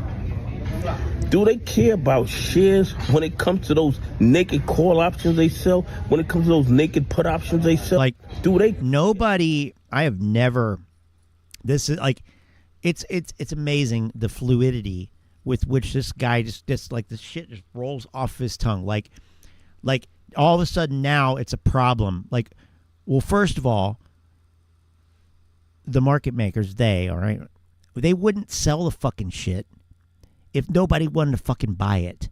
So why are you bitching? Essentially what he's doing here is he's bitching that retail investors are wanting to buy, that the demand exists for these supposed naked options. But I mean, that's also false because market maker is going to be neutral. So they're not going to be out there with an uncovered, unhedged fucking position. But see, this requires you to understand that market maker doesn't take a side. They don't take a side. They take all sides. They take both sides. They want to be neutral. It doesn't matter to them which way the fucking stock goes. They make money anyway off of the spread. And like, how retarded do you have to be to say this shit? Like, oh, well, they should only be able to sell this many options because this is what the float will cut here. But always back to the fucking float. Like, they want so badly for it to be a finite product. They're going to run out of toilet paper. We're going to run out of whatever. We're going to run out of beef. We're going to run out of XYZ. But that's not what happens because there's always someone willing to buy or sell at a price. That's what they don't understand. This is the basic market dynamic. They don't understand the basic of a market dynamic. Really, they want it to be as simple as, oh, I'm going to the grocery store, there's no toilet paper left. Not how it works. It's a little bit more complicated than that, even though it's worth about as much and about as useful as the toilet paper. Well, actually less useful. But you know what I'm saying? Like, it's not the same thing. Boy, I feel like I've said that so many times in this one, but like so much of this, it is based off of these dumbass fucking elementary school takes where you don't even bother to Google the shit to like even see if you're in the right fucking ball field. If you don't even know if you're in the right fucking type of ball field. You're playing hockey on a baseball diamond. You're playing golf. You're playing golf.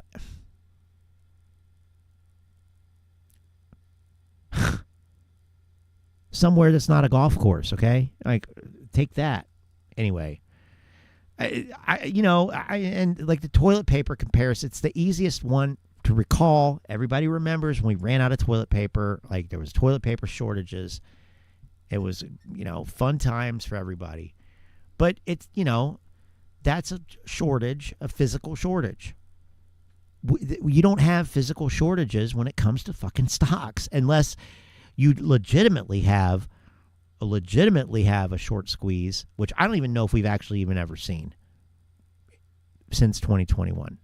Like even including 2021, because the SEC says one thing, about GameStop and all that.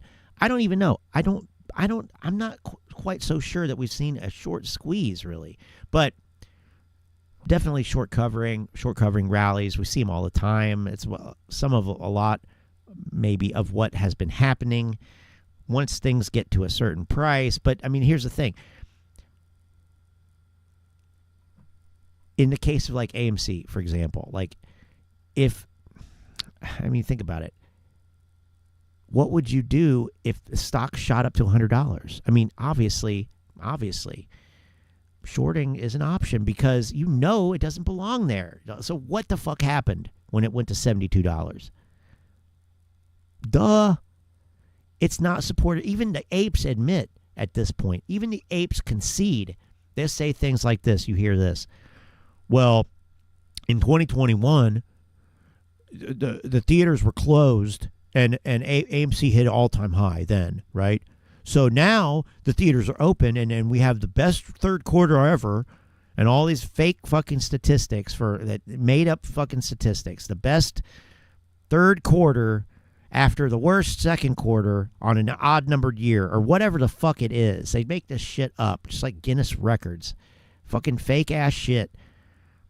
I'm not saying that they're all Guinness are fake, but I'm saying that a lot of those records are paid. Those are paid advertisements, essentially. Look it up. It's true. Guinness Book of World Records is not what it used to be. It's a fucking business, just like everything. Now, it benefits them to come out with all of these fake records, right? Or, contrived. They're contrived. They're massaged. They're not really statistics that anybody cares about. Just like, we had the best third quarter, blah, blah, blah, blah, blah, qualifier. Who cares? Did you make actual money? Were you profitable? No, because if you were, you wouldn't be fucking trying to convince me that it was great quarter anyway, and it was the best ever. Go fuck yourself. Anyone who says that can do that. I don't want them to advertise. No, I don't. Go fuck yourself. Did I make myself clear? I hope I did. That's another grifter that's going to have his comeuppance. Oh, just you wait. I'll be here chronicling that too. I don't know where Noisy Corax is going to be. I don't know where Lynn's going to be right here. Yes. Lynn and Manuel and James and probably Charlotte. Y'all are going to be here. We're going to be monitoring, chronicling, and profiting from the downfall. About how many the share the company has, the float of a company. Okay, if you took all the AMC call options that they sold to us, and if they over exercise, it'd be 10 or 20 times the float. But who cares? Nobody has ever said this before in any other content that I've heard. Who talks about shit this way? People who have no fucking clue. And he doesn't even want to have a clue. He doesn't even want to learn. He doesn't want to grow. He doesn't want to actually learn how to be profitable. He just wants to sit here and grift and be a fucking loser. Fucking loser. Like, you lost, and you are trying to convince people of something like, oh, well, they shouldn't have sold us all those call options because we could have exercised them. First of all, you didn't exercise them because they fucking expired worthless, you worthless fucking sack of shit. They literally expired fucking worthless. You fucking asshole. So no, they could not have been fucking exercised, okay? Number two, you don't have the fucking cash to do it. You don't have the money to fucking do it. Because, number one, you don't have the money to buy an actual call option that has any fucking value. You don't have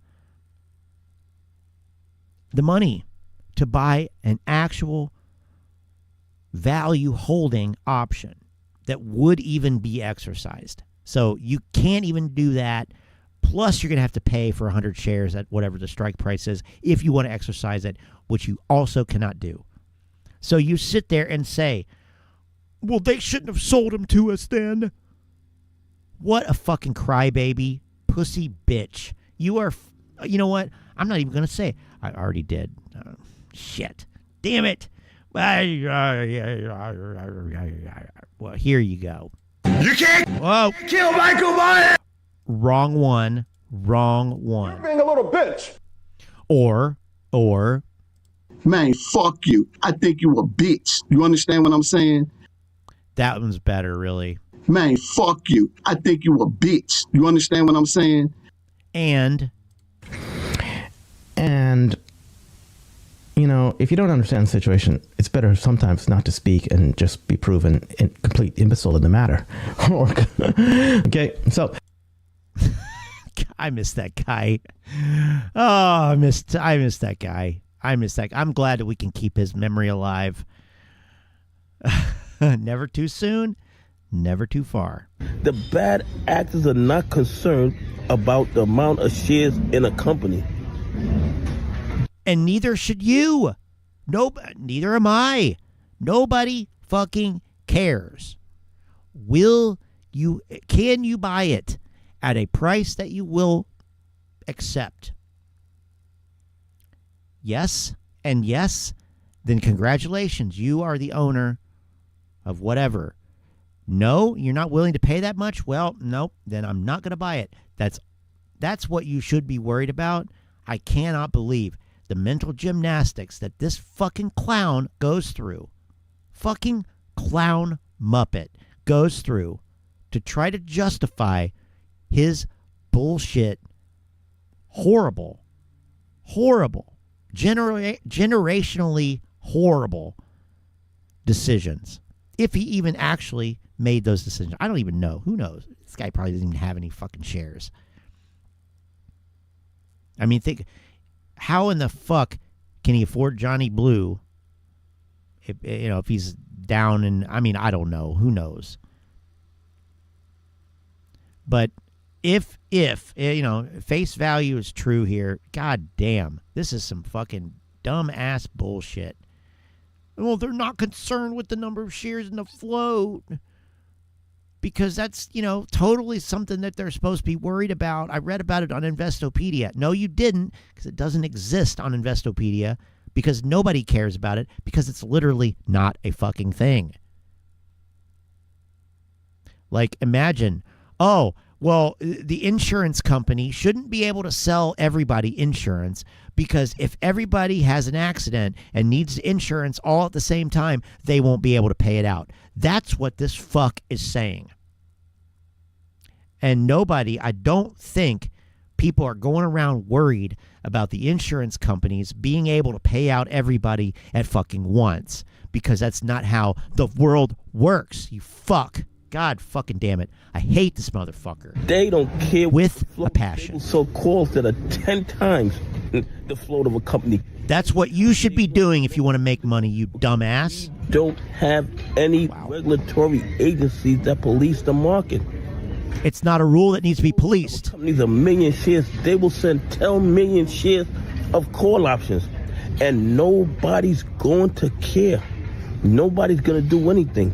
And where did you learn that you should care about this? That's my question. Why do you think you're supposed to care about it?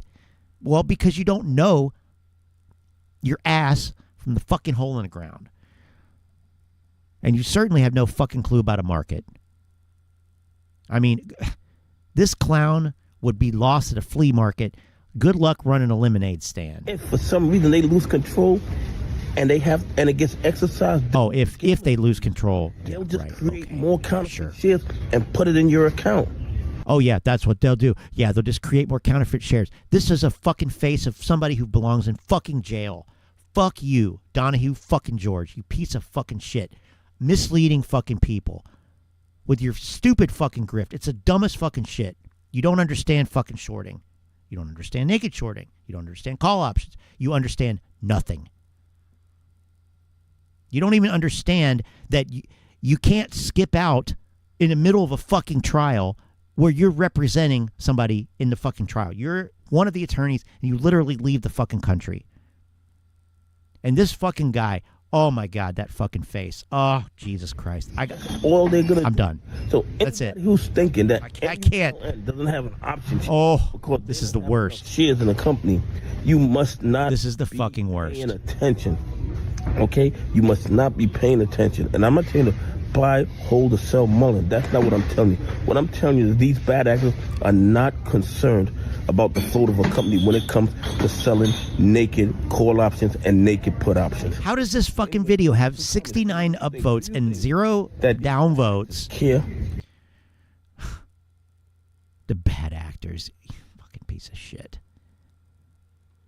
Like, I'm serious. This guy has got to be shut down. This is ridiculous. This cannot fucking stand. This is the state we're in right now. This is the state of the grift right here. This is the state of the grift. You know, Teflon Don in his 3 dress shirts coming on here saying the most brain dead fucking shit that you could. I can't even think of shit that is this dumb. Seriously. Like, how creative you have to fucking be every day to come up with these new fucking fake fucking grifts. God fucking damn it. Wow. The only solace that I take in this, and this is very, I'm grasping at straws here. This is bad. This is terrible. I mean, like, there is no excuse for this, and fucking shame on YouTube. And lest I not forget, the goddamn people who watch these videos and support it and upvote it and leave comments, like, don't ever stop putting out your info. You're one of the best out there. Thank you for that. Okay, here's somebody that gave him $20 fucking dollars. I thought he was demonetized. Apparently he's not demonetized anymore. All right, well, that's it. Fuck this. This guy's monetized again? Oh, my God. Like, of course he is. Because the only thing that matters, hey, YouTube's taking us some revenue. What a joke. What a joke. Oh, my God.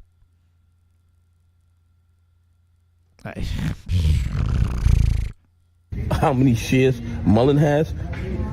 Or do you think that they sell naked call options and naked put options whenever they want, regardless of the float of a company?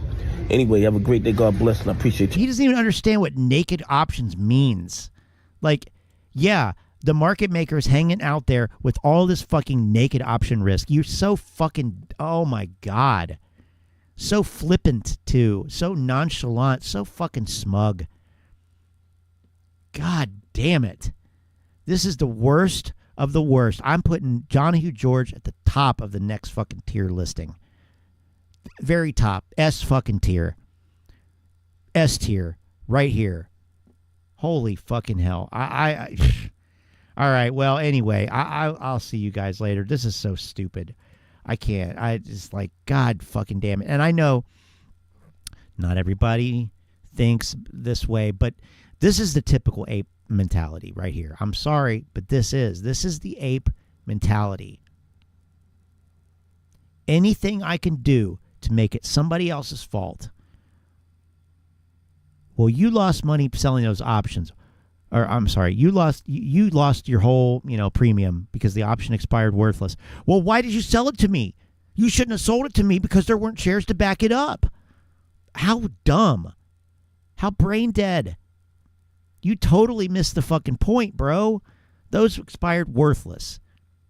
Worthless. It's a great word to end this fucking stream on. Worthless. Absolutely worthless. I'll see you guys later. This is terrible. Happy New Year, though. Happy New Year. Another year, another fucking grift. Same old grift, really. Get off my dick! If you don't understand the situation, it's better sometimes not to speak and just be proven. It is better sometimes not to speak than to be proven a complete imbecile in the matter. Yeah, you know what, Tony? You were right about that. You a bitch. I'll give you that one. James, take care, man. Appreciate it. Is that invest in Google? They're killing it, making money off this. First they think you're crazy, then they fight you. Yeah. No, I mean you're right. I really think that's the case. So many can't give up. And then all of a sudden, losing money should be illegal. You know what? You're onto something there. You know what? I got some research to do. I'm putting together a fucking lawsuit right now. If you guys want in on it, hey, the more the merrier. Catch y'all later. Take care.